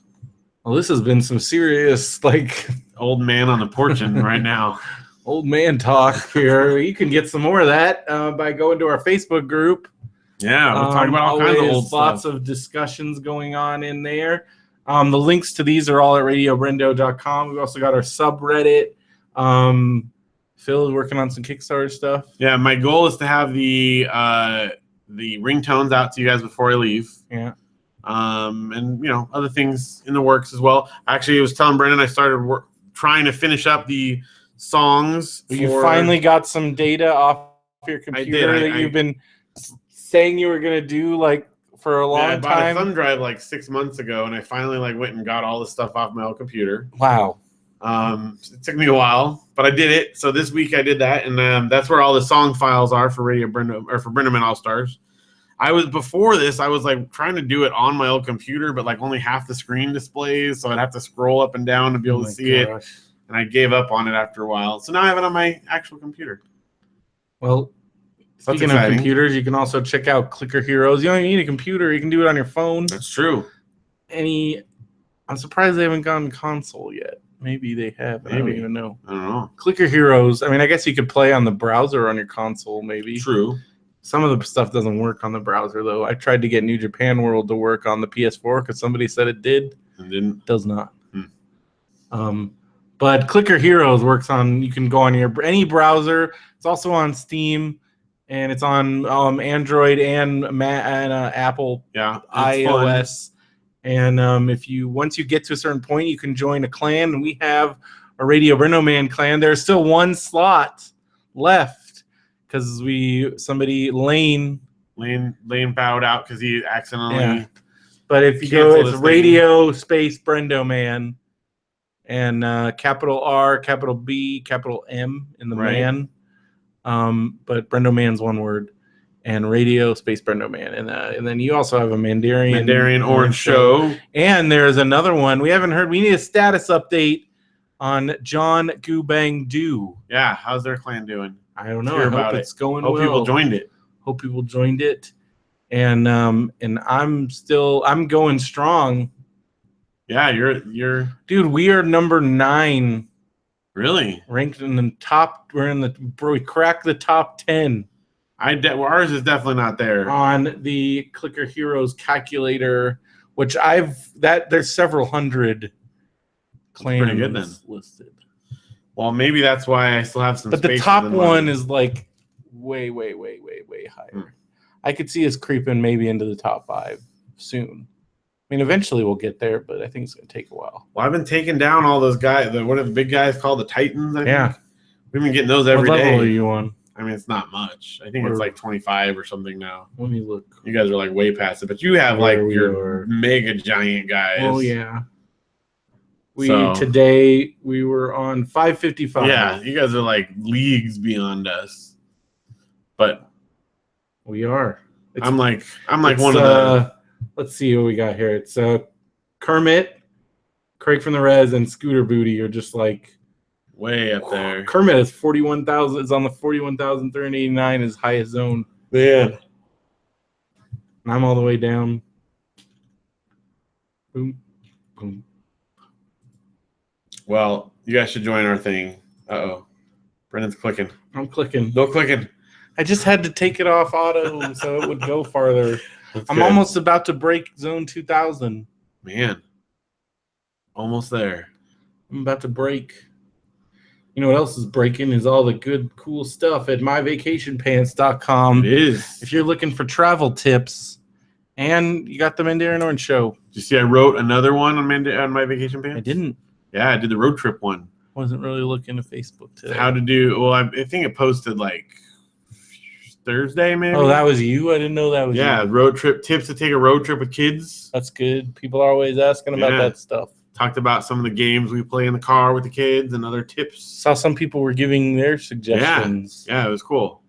You know what else is cool? Mountain Rim Escapes is cool. Yes, it is. Your dad was telling me like just how busy it's been. Yeah, they had an NBA player.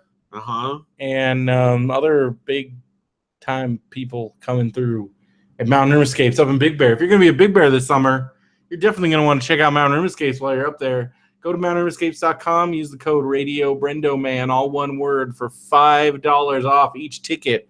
That's a great discount. It's the best discount. The best discount. Yeah. It's only for our listeners. Because the other stuff, they do not give that much. And you get an exclusive gift at the game, too. Yeah. And also check out etsy.com/shop/Crude Inc. CRUDEINC. It's our friends at Crude Inc. Awesome vinyl record artwork. Like I said, they just were in a Twin Peaks show. Yeah, that's cool. Lots I really of cool want to stuff. see the new Twin Peaks. Yeah, me too. But it's on. You can get a Showtime trial. And just watch it all real quick. And watch it all, except they aren't going to put them all. You have to wait till they're all up. Okay, I'll do that. When they all up, then you get a Showtime trial, because I think you can do it on Hulu or on some of the other things in just a trial. I'm thinking about doing that. It looks really awesome. Oh, yeah. Like, I really want to see it. But I kind of, Twin Peaks is way fresher for you, because I did my last watch like when I got the DVDs for Christmas. That was quite a while ago, so I think I might need to watch again. Right. And also, I want to watch Firewalk. I never have either, and they were just showing it at New Bev. I should have gone. Because it was on Netflix for a while. I heard it's definitely something you want to watch in the theater too. But I've heard they're very mixed. But I think I'm going to be in the. I think I'm going to just judging what the people that I know that like it versus the people. I think I'm going to like it. Because I heard you don't have to watch it. It's like a totally kind of separate thing. Well, I want to give it a try at some point. I definitely. So, were you on board like the whole way through? Because it definitely got pretty goofy towards the end. Yeah, I thought it was great. I mean, each episode was kind of its own beast. Like you had very different stuff. But you can definitely tell where Lynch kind of was like, I think I'm gonna just check out, because he didn't want to ever. Like solve it, and they solve it, and then it is true. Like after they solve it, they're like, it kind of goes in this kind of. It's weird. It gets through. I still enjoyed it. It was very different. Yeah, But and then this show and like everybody, it's like just from what I've been hearing, like it's nuts and like everybody's in it and like just all the things I've heard, and like it's hard sometimes listening to certain podcasts where I have to like I've had to skip spoilers. Some things because like there's been some podcasts where I listened to where they were talking about it. It was funny. My brother and me, they did some like joke stuff. Like, you guys, this show is so much like this other show I was watching with Kyle MacLachlan in it called Twin Peaks. You guys ever like you think they're related? Just dumb, like just silly, like just funny. Silly. They do lots of silly. They're very silly. But you know, it's not silly. It's coming up. Man, we are like a month and change away. Yeah. San Diego Comic-Con had a bit of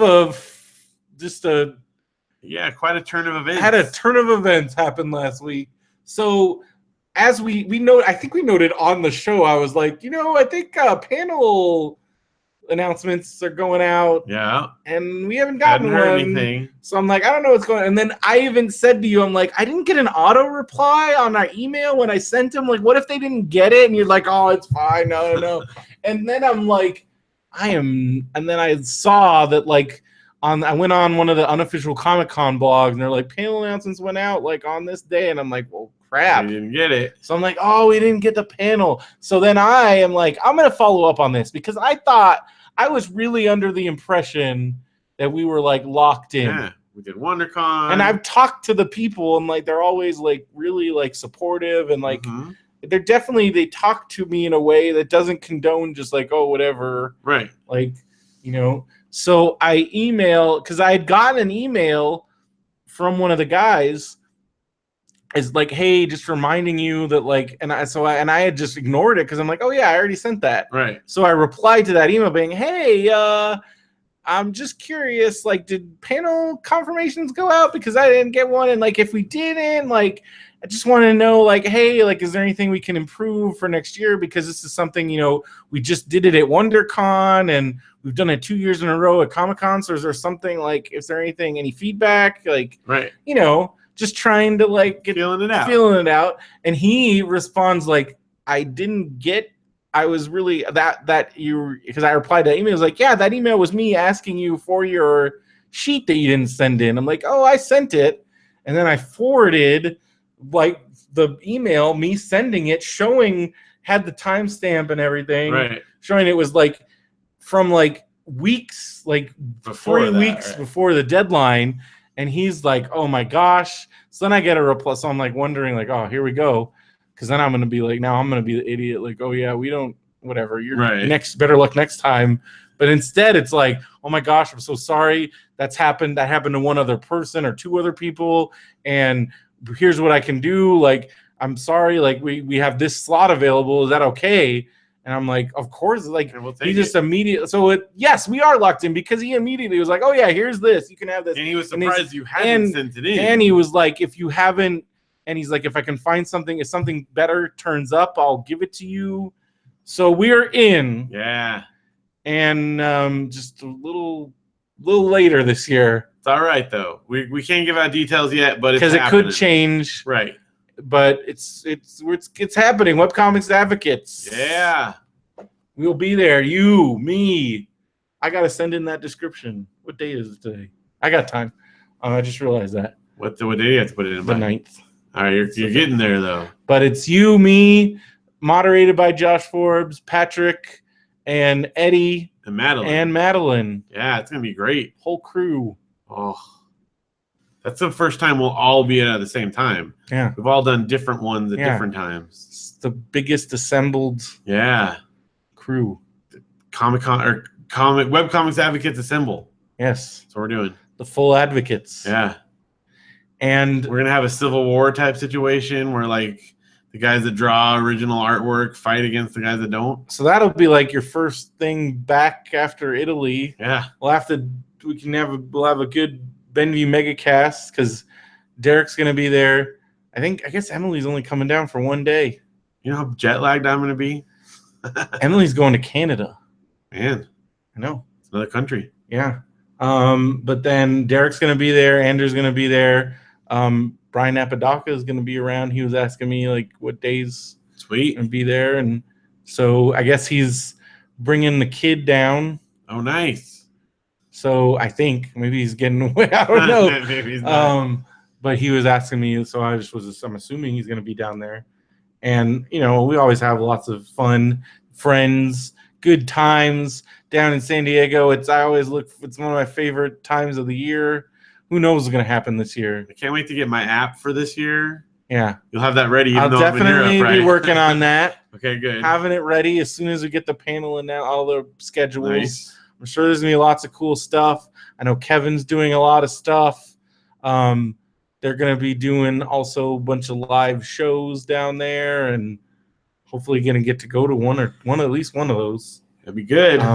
I want to go to my brother and me, but I think it's like the same time we're doing our panel. I'm glad I didn't buy a ticket. This is why I don't buy tickets to stuff. You never know what's going to happen. One, I don't know when my panel is going to be, and our panels are usually kind of late. And two, I don't like, it's the one, I sit in the middle of the preparedness scale. Right. Like I can be chill when need be, but I can also be very planned out. Like on my wrestling weekends, I have that planned out. But on most things, you've traveled with me. I'm pretty chill. Go with the flow. I'm a good go with the flower. Yeah. I'm a good adventure path guy. Exactly. But when I need to be, I can be very organized. And that helps at Comic-Con. It definitely does. There are times where you need to be organized, where you want to have a good idea of what's going on, but you also have to be liquid or you're going to get really bummed. I know we say this every year, but I feel like you've been going since what, 09? 08. 08. Yeah. I've been going since 05. So we are like grizzled veterans. Right. Just trying to save you from some of the pitfalls, because we've seen a lot of people come and go. Yeah. Seen a lot of people give up on Comic-Con. Seen a lot of people get burned. And for me, it's the favorite time of the year. I want everybody to experience it in that way. And our main thing, and this is something that really you kind of helped me on the path of, because when I first started doing Comic-Con, it was always like, I got to go here, I got to do this, I got this going, I got this going. And then I ended up not doing like 80% of it, and then I ended up being frustrated. Right. But man, when you just go with the flow, good things happen. Yeah, let's see what happens. You have fun. You're out with your friends. You're having good times. You find free soda rooms. You find secret restaurants. You find those panels that you can just walk into. You find cool random panels. You meet cool random celebrities. You run into your old friends and old cool people. Yep. You get hooked up with cool things. You have fun adventures, sometimes scary adventures. You just gotta be. But fun stuff always happens at Comic-Con to those that, I guess that you have to have a prepared mind, but you also have to be flexible at all times. And one of my rules is, one, I'm all about meeting up with people, but I do not plan any meetups during Comic-Con, because inevitably it's going to get canceled or changed or shifted. So I'm like, if we see each other, we see each other. If you want to roll with us for however long, you are welcome to do that. And that's pretty much the only way you're going to get to guaranteed is if you roll with me, if you roll with us together. And we always try to stick together, but there are always going to be times where we're going to break off into our little parts. Phil wants to spend a lot of time at the Nintendo Lounge. Yes, I do. That's my place. But I like to keep it loose. I like to walk around, but I also like to, Thursday and Friday, I already know I'm going to be in line trying to get, depending on, I don't know, it depends. I've met a lot of wrestlers. I'm wondering when it's going to happen where I've met all of these wrestlers already. I don't need to go to this. You hit total saturation. Although I did wait for Kevin Owens, and I had already met him, and I met him a second time.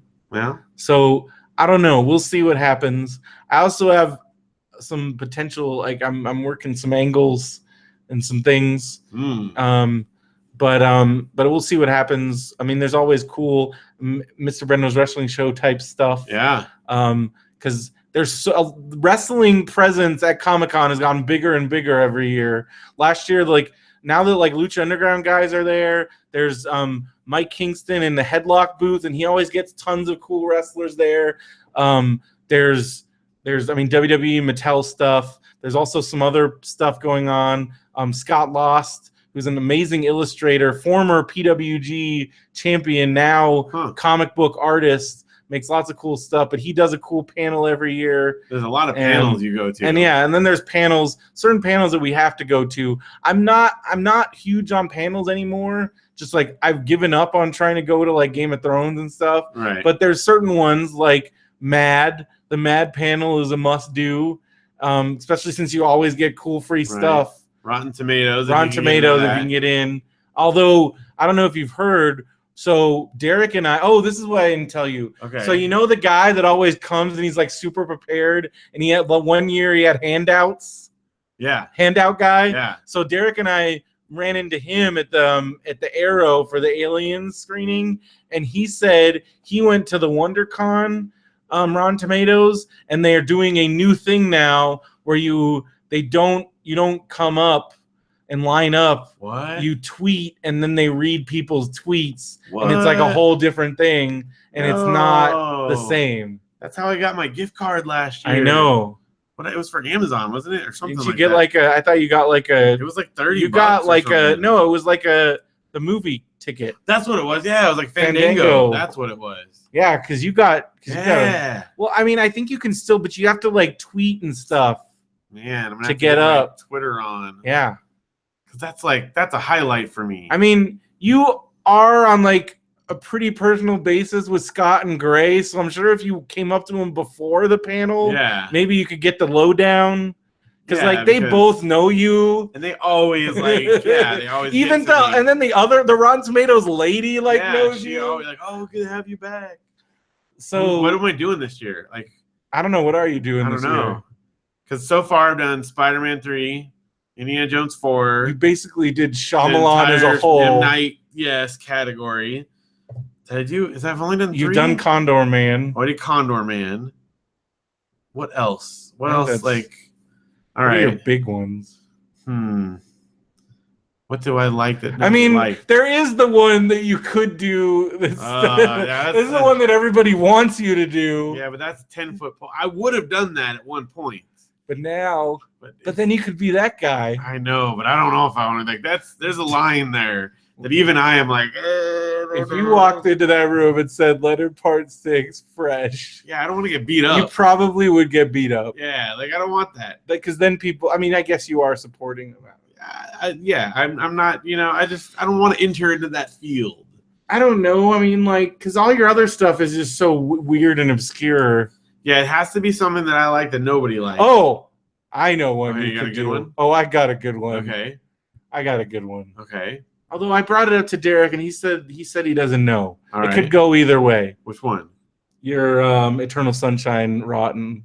That's true. I think that could cause some ruckus. It could. Especially with the critics. If Malton's there, 100%, you'd get another Malton lecture. Because the fact that you got a freaking Malton lecture was kind of amazing about Shyamalan. Because plus, I loved what he said. But I feel like you could get a Malton lecture if you did that. I do, though. So far, all of the ones I've done are me saying something I like that people don't, and that's kind of more my style. I know, but what else do you like that people don't? I mean, I like everything that people don't, but that's not obscure. That's not going to actually get some. Okay, I'm trying to think. To think on this. What are some other big ones that you really liked? I mean, you could say. I mean, to be like topical, you could say Chips. Yeah, that's true. Although it had issues, but yeah, that's definitely one. Or apparently Snatched also. Yeah. Apparently that didn't it has a people really not low, like that. No, it had a really low Rotten Tomatoes. I mean, it's not like I think it's like but that's 50. Not like people are gonna be like, right. Because I feel like those kind of comedies always have a lot of detractors. Yeah, I think there's just a lot of people that that's not their sense of humor. It is comedy. So I don't think that's something. I feel like something like Eternal Sunshine, which a lot of people, including me, hail as a masterpiece, right. And you're just Josh Anderson. And I know that always riles it, but I'm thinking it depends on if Malt. That's where you gotta gauge who's there. I could see Scott Mann saying being on your side with that. I could see somebody because Scott Mann reminds me a lot of you. There's a lot of you He likes Spider-Man 3 and Indiana Jones 4. He's like a very upbeat guy, right? And I could see him. But then, like, if Malton's on there, then I could see where, again, like, I want to see you get lectured again by Leonard Maltin. Like, that was kind of amazing. Great. That was a great way to earn like $30 of movie tickets, is to get Leonard Maltin to yell at me, basically. And then we got our picture with him. Yeah, it's great. It was fun. So I don't know. I mean, that's something you're gonna have to think on. Yeah, you got some time. As I'm touring through Europe, we'd also take, maybe people want to send in their suggestions. Yeah, if knowing Phil's, knowing it has to be Phil's, one, right?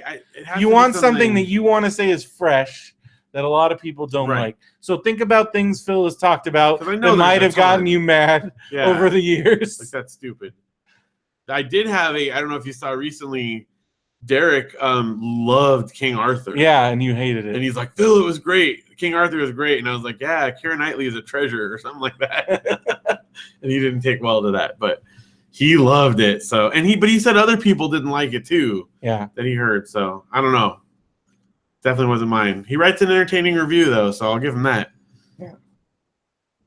Well, you can also check out Comic-Con Palm Springs. Oh yeah, ComicConPalmSprings.com. You're finalizing. Oh yeah, we've got some good stuff. I don't want to good stuff. We can't. There's some announcements forthcoming. Yeah, but we got some good things happening. We'll be there. Well, yeah, BrendoMan. Yeah. But some other things for sure. Like Mandarin Orange Show will be there. We got some cool stuff. Very cool stuff. Cool stuff. Cool new stuff. When I talked to the guys from the show, they said, "Yeah, we want you to do it again. Just our rule for everyone this year is do it bigger and better." And I was like, "Okay." And we're doing it bigger and better. Good, yeah. So very exciting. So that's exciting. Long Beach, ComicConPalmSprings.com. They are, I guess, tickets are going up in price. I think like June 15th. So you definitely, if you want to go, get in. And the tickets, it's very affordable. I would encourage you. Hotel rooms seem to be getting snatched up. Yeah. Because I already got mine, and the stuff immediately around there is going fast. It's going to be a lot bigger this year. I think it's going to be even bigger. And last year was big. It was already big. And I think this year it's going to be big. Yeah. I think this is going to turn into like a world-class I think absolutely Comic-Con. I mean, I can't believe we got in on the ground floor of yet another awesome con. That's the trick. Yeah, because if you haven't figured that out yet, I mean, we're in on Comic-Con Revolution. They already got big plans for next year. They already have announced that next year it's going to be a 2-day show. Long Beach Comic-Con is like a gold standard con now, and we're a big part of that. And will be, and so October, that's the next week after Comic-Con Palm Springs, October 2nd and 3rd. That's September. September, sorry. Yeah. I'm looking at Podfest. So September 2nd and 3rd, which I also just found out.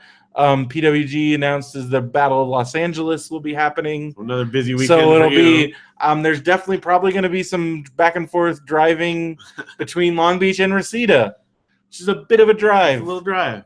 So I haven't decided yet if I'm going to stay like halfway between the two, how I'm going to do that. Probably going to end up staying wherever's cheaper. That's probably what you'll do. Which I'm guessing is going to be more towards Reseda. Probably. But I don't know. I stayed at that travel lodge there. It was pretty nice. The Howard Johnson. Yeah. That's usually I got a good deal right now. So I got PWG tickets for a couple weeks. Oh man. The weekend of my birthday, actually. It's gonna be a busy weekend. I'm going to PWG. Then Championship from Wrestling from Hollywood is doing a free show at Meltdown Comics on that Saturday. Whoa. Then that Sunday is Shada's wedding rehearsal, and then that Monday is Shada's wedding at the that Disneyland Hotel. Yeah. So it's gonna be a busy weekend. I lucked out, got a PWG ticket. That's cool. It happened. I'm hoping that they saw you. Is there a way that they picked you out of the crowd? Well, I better get tickets for Bola, but we'll see what happens. I'm really excited for my summer break, which starts on Friday. Yeah. Friday's my last day of work. And then I'm out until I think like the week of Comic-Con.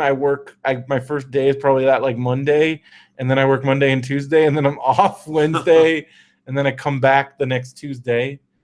So just around then. Yeah. So, or maybe it's the week after Comic-Con we start. We don't know yet because they haven't done your schedule yet. Well, our last contract, they didn't finish negotiating until way later into the school year. And so because of that, everything got delayed, and they still haven't figured out when we're coming back yet. Well, they'll solve it. I'm assuming it's before the teachers for the classified employees. So it could either be the last week of July or the second to last week. But you have it put in for that anyway. Yes, I put in. Well, they said put in because we don't know. Right.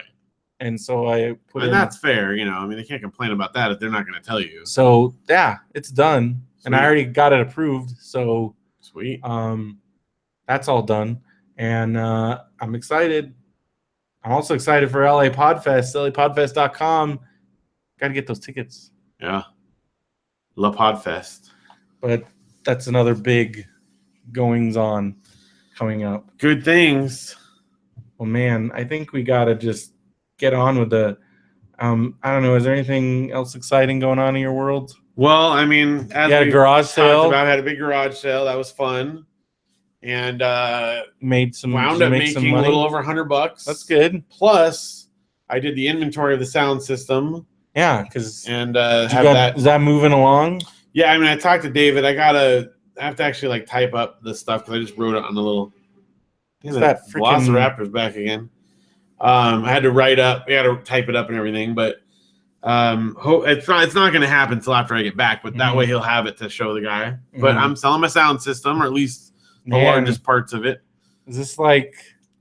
Is this like a traumatic experience? It was at first. Like when I first said it out loud, I'm like, you were having some hard times this weekend when you were in that garage. I was, but I let go of a couple of baby things too that we sold that I didn't want to, but I'm like, I guess we don't really need all this stuff piled out here. Don't need all these old baby things. So it was good because we made some money and we cleared out a lot of stuff out of the garage. There's still a lot more to go. Well, I think Sergeant Brendo is gonna have to pay a visit when you get home. But you can tell, I mean, when that sound system is gone, that takes up a lot of space. Yeah, it does. But you still have a lot of stuff. I do, but it'll make it a lot more manageable to go through the stuff when I don't have a third of the garage taken up. Yeah.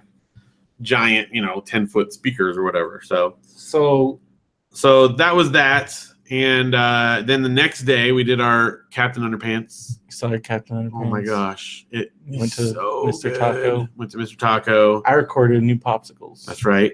Which I'm gonna work on tomorrow. I think. I don't know. I got a lot going on. I didn't watch Monday Night Raw today because I was editing. I was playing Diablo. Oh. And then I fell asleep because I knew you were coming over. I didn't have as much time. So, yeah. And then I don't know, I wasn't watching Raw live is like a bit of an ordeal because it's like 3 hours. Well, you can't skip past commercials, right? Yeah. Yeah. So if I watch it delayed, but even that, it's like a lot of work. Yeah. So I'm just gonna watch it tomorrow, but I don't know. They had like a pay-per-view and it was okay. It wasn't that great. Just all right. So it's just kind of whatever right now. But what's cool wrestling wise was on Friday I went to another EWF show. Yeah. This time in West Covina. West Covina. I always say West it. Covina. It's always gonna be. You can't talk about it anymore. You can't drive past it without it. So it was, and then they have an inflatable luchador guy outside because I'm like, I wonder how I'm gonna find this place. And then there was like, and it's like an Elks Lodge, but it's like the EWF arena. It's where they always do their shows, and it was really cool. And like I had a big crowd. And you talked to anybody you recognize or anything? I talked to Andy Brown. Nice. And I talked to Jesse and the promoter, and it was really cool. And it was just cool seeing their big show, right? Because they brought in Mariachi Loco. Ooh.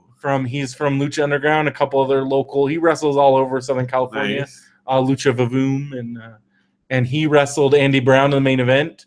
It was really good. Who but won? there was a disqualification because Friar Juan Roman has a stable. They are called the Congregation of Destruction. I think Congregation. It's Congregation of something. Okay. And it's him and this new guy who was really awesome. And then this girl, they have a girl. And then he's got this mask guy, this Chucho guy. I don't know. It was really cool. And he was great. He wrestled. And then Super Beetle won. He has his singles title, which is like their, I don't know, it's like their US title or something. Right. And then he won the tag titles with Ty Ray because Jake Atlas got hurt. Oh no.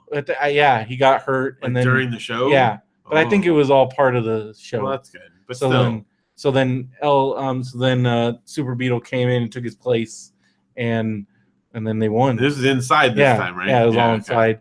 And then there was this guy. My standout is this guy I'd heard some things about. His name is Dickie Mayer. He's pretty young, and he was freaking awesome. Huh. Him and this other dude had like a crazy match. They like were all over the place. They almost landed on me. Whoa! And did you have a close seat? Oh, I was like front row. Nice. So like they like went right into the chairs. It was crazy. And I'm telling you, Dickie Mayer, he's already like he's your pick. He's getting a lot of buzz in Southern California. Nice. But this guy, and then the other guy, they had this other dude that I look because I'm like, this guy looks super young. I look him up. He's 18. They had this 18-year-old kid already wrestling, already doing it. But he was like. Looked like 100 pounds soaking wet, but he was really good. He was doing a lot of flippy stuff. That's good. That's the stuff that was most fun for me. Yeah. So that was fun. And then I got home and I was like, I'm not tired. I'm all wired from watching that wrestling show, even though I'd been on a field trip and in the 90-degree heat. And the Best of the Super Junior final was on. So I stayed up till 4 a.m. watching the Best of the Super Junior final. And it was one of the craziest matches I've ever seen. It was amazing. And that's why the next morning you called me. I didn't call you the next afternoon. I texted you at 12:30, like, "Hey, you guys still going?" I was like in the middle of wheeling and dealing. I didn't even see your text until you called me. Yeah. I made a lot of good deals, sold some stuff. So then went to the garage sale. Well, then I have one other fun thing. We talked about it in between. Oh yeah. But today, so we have to talk about. Oh wait, no, this is not the Marmaduke thing. Oh, well, that too. Oh yeah, talk about that. We talk about that too. But today Janelle and I went to this thing at Luke's school. I think I may talk about it before. But oh my gosh, this play, much like last year, Audrey wrote a play for this Imagination Machine. They picked her story, and these improv actors acted out, and so they picked Luke's again this year. Not again, but Luke's this year, and which is cool because they only pick a couple kids from the entire school. Mm-hmm. And each of our kids are going to do one. So it was really cool. And they do this. They wound up doing a whole musical number. It was like a musical play, and it was long. Yeah. His was by far the longest. They saved his for last. And it was all about him. He and Audrey are the main characters. So the song they're singing back and forth is Audrey, Luke. Yeah, it's so funny. It's really funny. And because of that, so it's this big thing. The story is that it's Audrey and Luke, and Luke is playing video games, and Audrey wants to play princesses, and Luke doesn't want to play with her, and so she gets mad, and they fight, and then they blah, blah, blah, it goes around, and they wind up finding a coin, and they flip a coin to see which one they're going to do, and video games wins, but then Luke agrees that he'll play princesses if Audrey plays Zelda. Yeah. And that's it's great, and these guys are really funny. You saw, even just when we saw it, they're really good. It was very entertaining. And it's a whole song, yeah. But were the kids just they were just dying. And then because the characters in his were named Luke and Audrey, everyone at the school knew it was theirs, and so they were going up to them. All the teachers came up to me afterwards. Oh, I saw Luke and Audrey's thing. That was great. Blah blah blah. Yeah, it was super fun. So it was a highlight. Very proud moment, and also really funny. Okay, real quick before I get to Marmaduke, I do have to say two things. Okay. 2 pop culture things. Okay. 1, book club. Rainbow Valley is a whole other, because now it's covering the whole town basically, and we're introduced to the Meredith family, which is the preacher's kids. Okay. And oh my gosh, so good. And Mary Vance and all these so many new characters, and I love it. I love it so much, and I love all these characters, and there's a new love story that I don't know how it's gonna end. Now it's funny reading these books and knowing that Janelle grew up with these, I'm understanding Janelle a lot more. Yeah. Why Janelle likes certain things so much. I think a lot of the things that she likes come from these books. Yeah. How there's always got to be a romance. Yep. And all this other stuff, because that's just such an and thing. And then just all her teaching stuff, and just I don't know. It's like it's helping me understand Janelle as a person. I've been watching Avonlea and Anna Green Gables stuff with her since like before we were married. Like she's always. But see, I did read these books too when I was in high school. I wasn't as obsessed with them as she was, but I enjoyed them. I don't know. It's weird because it's like I can definitely see a lot of Janelle's personality. Think about also a lot of Anne's attitudes about church and the way that like church is presented and stuff. Like there's so all the much church great politics stuff is amazing, and it's just really funny. I encountered my first weird there's been a little bit of like. It's just, I guess you could call it historical racism. I don't know. Okay. Some racism. In the book, you mean? Just there was an N-word instance that was a little disturbing. In the book? Yes. Interesting. It was like really, because it was like real casual. Like just a real casual, like one of the characters just casually, and it was never mentioned again, where it was just basically said as a like phrase of speech, worked like an N-word, and it was just casually thrown out there by a character, like not like a bad guy, just casually thrown out there, and I was like, oh man, like whoa. But I had to realize, like, it's just like different. Not that it makes it good, it's still like oof. But there's been a couple things before this, like so far there's been a few negative Jewish references, like, and some not even like what the French too, like the French Canadian versus the Canadian. But like there's some Jewish stuff, but this was the first like, and it just was very casual, just thrown out there like figure of speech, and I was like, also anti-American. Obviously. There's a lot of anti-American stuff. The weirdest, which I get because having been around church stuff long enough, like. But it's not portrayed in a good way. But like one of the characters like really hates Methodists. Oh yeah, like, But I know that's because it is like because like you have Presbyterians, which are Calvinists, and you have like that's where a lot of that. Because like if you know that on an even deeper level, it's also funny like hearing like super Calvinist stuff passed off just so like. Casually, because I'm like, that is super Calvinist doctrine just getting thrown out there. Like, oh, this is a no big thing, and I'm like, a lot of people don't. That would start a war, like online or like at a church, if you just casually just let some of that stuff.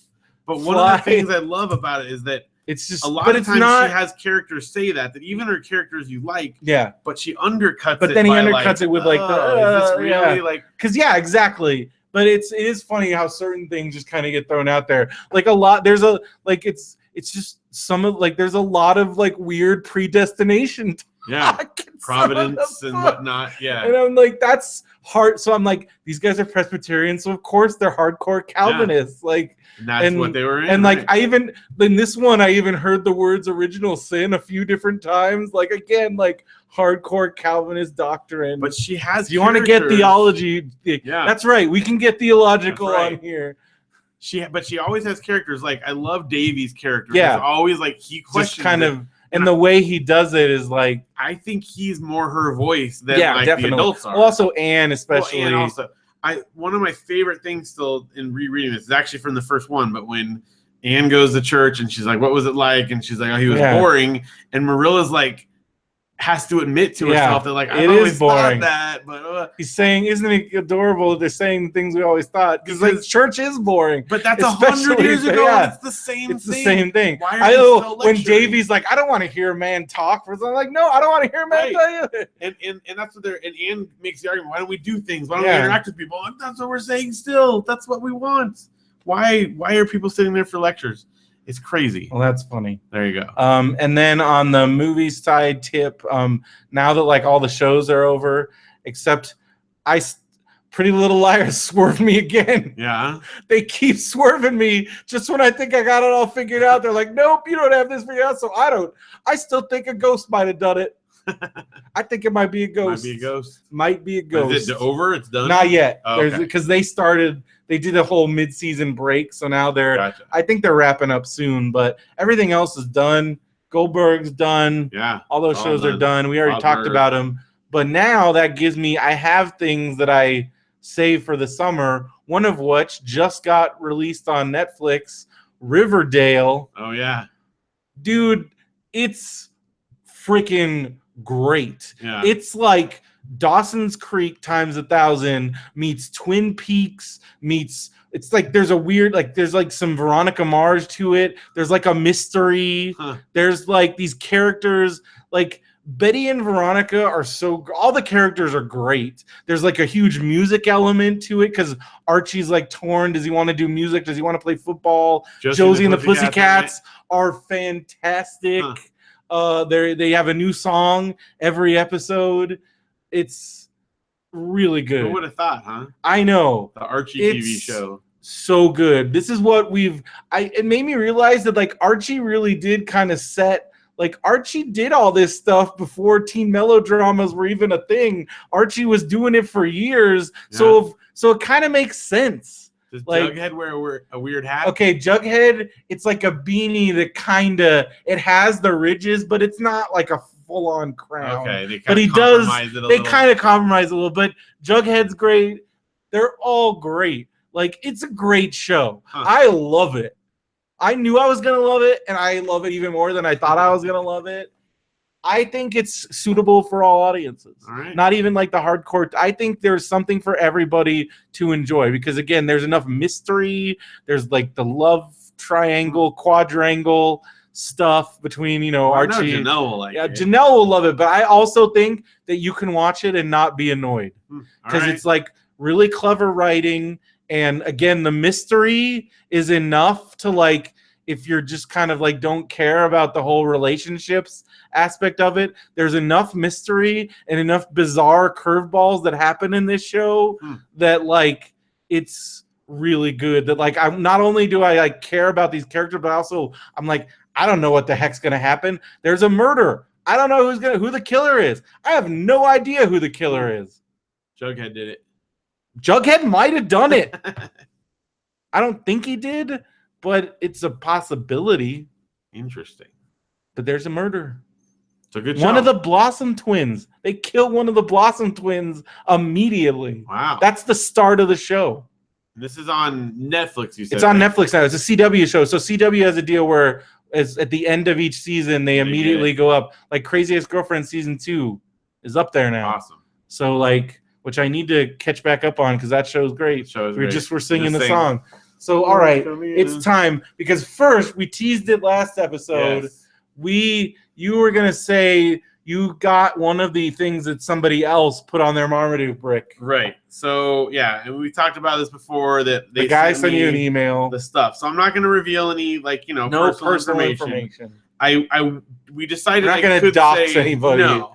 We decided I could say a first name. But this guy did dox a bunch of people to me, to you. And probably me to them. And then, you got doxed. You got doxed. You got doxed. But I can say a first name. That's a new romantic comedy. You got doxed. You've been swatted. They find out that they swatted each other and then they fall in love. In jail. Oh, I thought you were. I swatted. It's a love story for the millennial generation. He revealed all of her information to the world, but he realized he wanted it for himself. Oh my God, this writes itself. Oh man, that's good. All right, so what did this Marmaduke do? All right, so we decided I could say the first name because it reveals, no one's going to be able to find this person, but the name is Betty. Definitely Betty. So I'm pretty sure this pegs us for an older lady, right? Although there might be a resurgence in Betty now that Riverdale's like a big deal. Possible, but Elizabeth. A Betty that put a Marmaduke brick out there. No, I'm saying in the future. I'm not talking about this Betty. But if I was a betting man, I'd go too soon. I'd go, older. Also, I don't know any Elizabeths that go by Betty, but that's what Betty's short for. Yeah. All right, so here's what they put. And it does include some names on the brick. I'm not going to read the names. I'm just going to put their quote. It says, Marmaduke, the greatest Dane. And then he got our freaking brick, which has our website on it. Yep. People are going to go to that logo and be like, what the heck is this? And then it says, embrace the marm. And this one is Marmaduke, the greatest Dane. Yeah. So we're gonna be in good company out there. I still think at some point we're gonna get like somebody's gonna be like, wait a minute. Wait a minute. No, we can't put this on there, guys. We could be like, we have the contract. Yeah, I paid it. You said I would do it. You took our money. So there you go. The greatest Dane. And speaking of that, it's time. It is time. It's Marmaduke time. It is time. Remember last week we had like a crazy revelation that we've got multiple spirits living inside We're now Marmaduke. Come to the conclusion that there are multiple. That's why it's Marmaduke. And that's why he can change shapes. Because we realized the Dot calls him Duke. And Phil calls him Marm. So yeah. All right. And so you never know which one you're going to get. It seems like we get more from our story, the worse the strip is. Yeah. We tend to mine more information. Because it's not covered up with so much like distraction. Actual when it's story. Just a plain picture with no background and a few things happening, you have more opportunity to see through what's really happening. All right, we got to wrap this up. All right, here we go. So Phil is driving in the car with Marmaduke. Marmaduke is giant. Oh, Steve's here. Oh, what's up, Steve? Marmaduke's like head is touching the ceiling and he's hunched over. He's so big. Mm-hmm. And he says, Phil leaning out the window, we're going to the vet for a checkup. Holy crap, he's bigger. Yeah. He can't even fit in the car. Yeah, he's gigantic. Whereas Phil, he is a Great Dane, but that's but absurd. he's like, if he was to stand up straight. You know who else is a Great Dane? Scooby-Doo. Scooby-Doo. Shaggy can hold him in his arms. Marmaduke is 1,000,000 times bigger than Scooby-Doo. Yeah. Man, can you imagine if Marmaduke and Scooby-Doo had a fight? Marmaduke would tear him apart. Yeah, because he's huge. He'd just eat him. Or he'd like scare him to death or run over him with a vehicle. Because he's a freaking demon. So Phil says, we're going to the vet for the checkup. And Dot says, bye. And now they're out of the car. And Phil doesn't look happy here. He's frowning. Now they're running out of the car. Marmaduke's dragging him along. And Phil says, wow. Marmaduke is so big. Huge. He's way bigger than Phil. Way, way bigger. I mean, his rear end is like up at his chest level here when he's higher than that, even. Yeah. Because like Phil's kind of hunched over a little bit. And he's jumping up off the ground. Dude. Phil says, wow, where'd you find all this energy? Marmaduke's all excited to go to the vet. From all the souls I consumed yesterday, Phil. I'm feeling good. Now the vet is looking in his mouth. I mean, he did recently kill a police officer. Yeah, he's got a fresh soul. Let's look at that throat. The eyes are, I'll give him some shots. Is he getting any exercise? How is this paw? That's all the vet saying all those things. Now they're walking back out. This is the most busy Marmaduke strip I've ever seen. I think Brad was like on like 2 cups of coffee. He did this, but he did it while watching TV or something. Just kept drawing more and more stuff in. I guess. But now they're walking back out, and Marmaduke's all depressed. And Phil says, you didn't look this bad when we went in. Marmaduke's hanging his head out the back window. He's all sad. There's like little sad clouds above him. Jai freaking. His look at Phil's hand. Marmaduke's hand is the size of the car door. He could smash the car door in with his hand if he wanted to. Yeah. Phil's entire head with a hat is about the size of his jowls. Marmaduke could just swat Phil's head right off. Yep. The vet says he needs rest and good food. And then they're back home with Dot. And she says, oh, poor dear. And the kids say, aw. And now he's laying in bed like human style. That's again their bed. He's laying in their bed, human style, like on his back with his arms out like a human. And Phil says, but he didn't say he needs it in my bed. But he just took their bed. Yeah. Because that's his Marmaduke. He lives in their room. Oh, and look. But notice how we went from Marmaduke being able to sit in a tiny portion of their bed to now he's taking up the entire bed. Yeah. And he's laying out with his legs stretched out like a human. Yeah. They're bringing him a bowl. Look at this, though. The little girl's bringing him a bone. That's soul. One of his souls. Yeah. Like here. Dude, what the heck? He's depleted because he was all full of energy from his fresh soul. He goes to the vet who's clearly releasing it. Look at that. Yeah. He's got his mouth forced open where sucking he's it all out. Now he's all depressed. He's lost all his energy. So she brings him a new soul. He says, bring me the soul. Bring me the soul. Bring me the bones. Bring me the bones. And they're like, here. And like Phil's still all upset, but they're doing it like all, oh, here.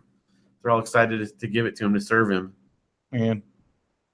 Yep. That's it. That's Marmaduke.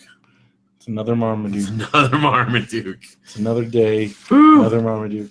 What are we calling this episode, Phil? We are calling this episode. We're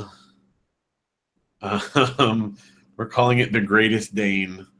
Oh my God. I don't know. Is that spoiler though? If someone sees that, will they know? We should do it. Okay. The Greatest Dane. Plus, I'm going to Denmark. You're gonna become the greatest Dane. I'm gonna meet the Greatest Dane and nothing else. Who's the greatest Dane? I don't know. Marmaduke, I guess. Joe Denmark. Yeah. Jimmy Copenhagen. Does that mean are all Great Danes Danish? I guess that's like the origin of it. Are they from Denmark? Maybe. You have to find out while you're up there. Yeah. Or is this where all the Great Danes? Where do they say? Like meet Marmaduke's They got the average Danes. We got the not so great Danes. They're all up there. The really bad Danes. Yeah. You want to mess with them. What are the super Danes? Super Danes. The excellent Danes. They hang out at Legoland. All right. What if there's like a giant, the greatest Dane, and he's guarding the greatest Dane? The greatest Dane. The greatest Dane, and he's got a little name tag. Yeah, that's it. But he like passes it on like the Highlander. There can only be one. I'd be scared though. Those Great Danes, they can swallow souls. They can. Don't feed it a bone, and don't take a bone from it, no matter what you do. Not so Great Dane cook. You know, I hear their food is very good, though, so there's got to be a lot of Great Dane cooks. Did we finish the episode? No, I think we're still going. Okay. We just trailed off, that's all. Man, well, I'm ready to trail off. It's midnight. It is. It's time. Well, it's definitely time, so go to radiobrendo.com to find out all the other good stuff, and Summer Phil will be reporting for duty next time. Can't wait to see who it is. Me too. I'm working it out. It'll be good. It'll be good. And I'll be back in a month, you guys. 1 month. Yeah. Just figure out your laundry situation. No dirty undies in European countries. Good. Yeah. I'm telling you, put a camera. That Vecchio van. It's gonna be wild. I definitely need video of the Vecchio van. I think don't you have a GoPro?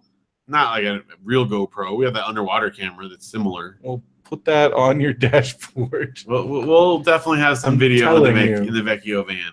Need Vecchio van. Especially when we drive the Vecchio van. Melancholy Danes. Especially when we drive the Vecchio van to the Vatican. That's another V. Are you driving to the Vatican? I don't know. Can you drive around in Vatican City? You can. I think we might take a bus there, What if you get a ticket? No, then you get like a papal ticket. Pay the Pope. You could just be like, nah. Here, sorry, Pope. Then you're going to be contributing to who knows what. I don't know. I think we're taking a bus. Yeah. But because that's where the Sistine Chapel is. That's where we got to go. You got to see that. Well, that's all kinds of stuff. Vatican City is a very fascinating. Yeah. Well, also, I mean, the Da Vinci Code, you got to crack it, right? And it's the smallest country in the world. You're going to crack the code while you're there? Yeah. I'll find it all out. It's behind the velvet rope. I just got to find the gift shop. That's all. Oh, this is it. This is where it's at. Right here. Gosh, I hated that movie. I can't believe you watched it. Ugh, I watched it in a hotel room. Remember when everybody was reading that book? Yeah. I mean, there's some interesting concepts there, but the execution left a lot to be desired. And well, then a lot of people treat that as like it's real. And well, that's just stupid. But there's also books that totally ripped off. Oh, yeah. That I read before it came out, and then I'm like, wait, this is just a ripoff that are way better. So I don't know why we're on the Da Vinci Code now. It rips off from the mixed up files of Basil E. Frankweiler for crying out loud. Amongst others. But hey, if you want, that's a way better. Yeah. Or the old the one where it's actually the Foucault's Pendulum by Umberto Eco. Yeah. Well, that was the one that he actually got accused of it's blatant. Yeah. Like it's crazy. But I also kind of is kind of like no, you're right. It takes a lot. It borrows a lot. So that's a great book. It is. The Pope has a secret escape system in case of invasion that has been used in the medieval times to escape. That's true. Man. Well, they also got that railway under there. It's cool. All the papal people. Mm-hmm. The Pope police. Pope Mobile. Yeah. Does he have a Pope Mobile? I think so. Was it just the John last Paul? Guy? No, there's recent ones. They still have them? Well, I remember John Paul had it because he got shot. Yeah, that's the whole idea, is that they can drive around. He got shot. And not. But then I don't know, is there Yeah, there's river of slime under there. Probably. It's pink mood slime. All right, we really got to go. All right. Or now we're talking about Pope stuff. Pope slime. Pope slime. That's the name of this episode. That's the name right there. Pope slime. Pope slime. So, on that note, for Radio BrendoMan, I'm Brendan Creecy. And I'm Phil Vecchio. Have a good one, everybody. And John Goobang do. Pope slime. Pope slime. Thanks for that inspiration, that was good, Steve. Also, your letter inspired the name of the previous episode, which you shall see. Did it? Yeah. I don't know if you wrote it down, though. Maybe you didn't write it down. Did I not write it down? Because I said you should call it... No, we came up with a different one. Lucha... What's the... Lucha Pucci. Did we do that? Well, that's what I said, but I don't know. I thought we did something else. I don't remember doing something else. All right, fine. We'll call it something else, but I already promised to Steve now, so... Now you said it, so we have to do it. I think that's funny. And it combines the two names he's considering. 336. Poop slime. Pop slime. Oh, that's good. I don't even understand how we got to saying that phrase, but it's we were talking about the Pope. Steve said river of slime underneath the Vatican. And we said Pope slime. And then we said watch out for the Pope slime. That's all it took.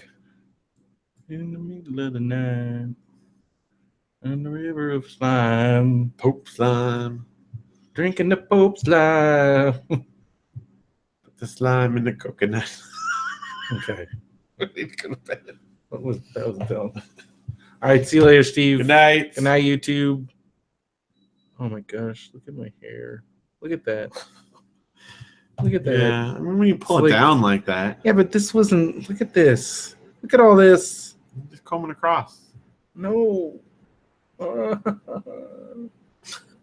June 21st. Taking it down. It's gone. Okay. At least for the summer. You gotta get it before and after. We have it before right now. Like right before. Before you do it, you have to like do like a big comb over. Like just do like a dramatic thing like this. No. Just like, hey guys. Hey. Do a Trump. Hey, it's all good. My hair is fine. Everything. It's fine. It's fine. Look, it's fine. I swear. It's not all bald right here. Oh my God, I'm so bald. Oh my God, I'm so bald. Yeah, it's gone. I'm doing it. It's gone. Time. It's definitely time. Now, every time I see that, I'm just like, ah.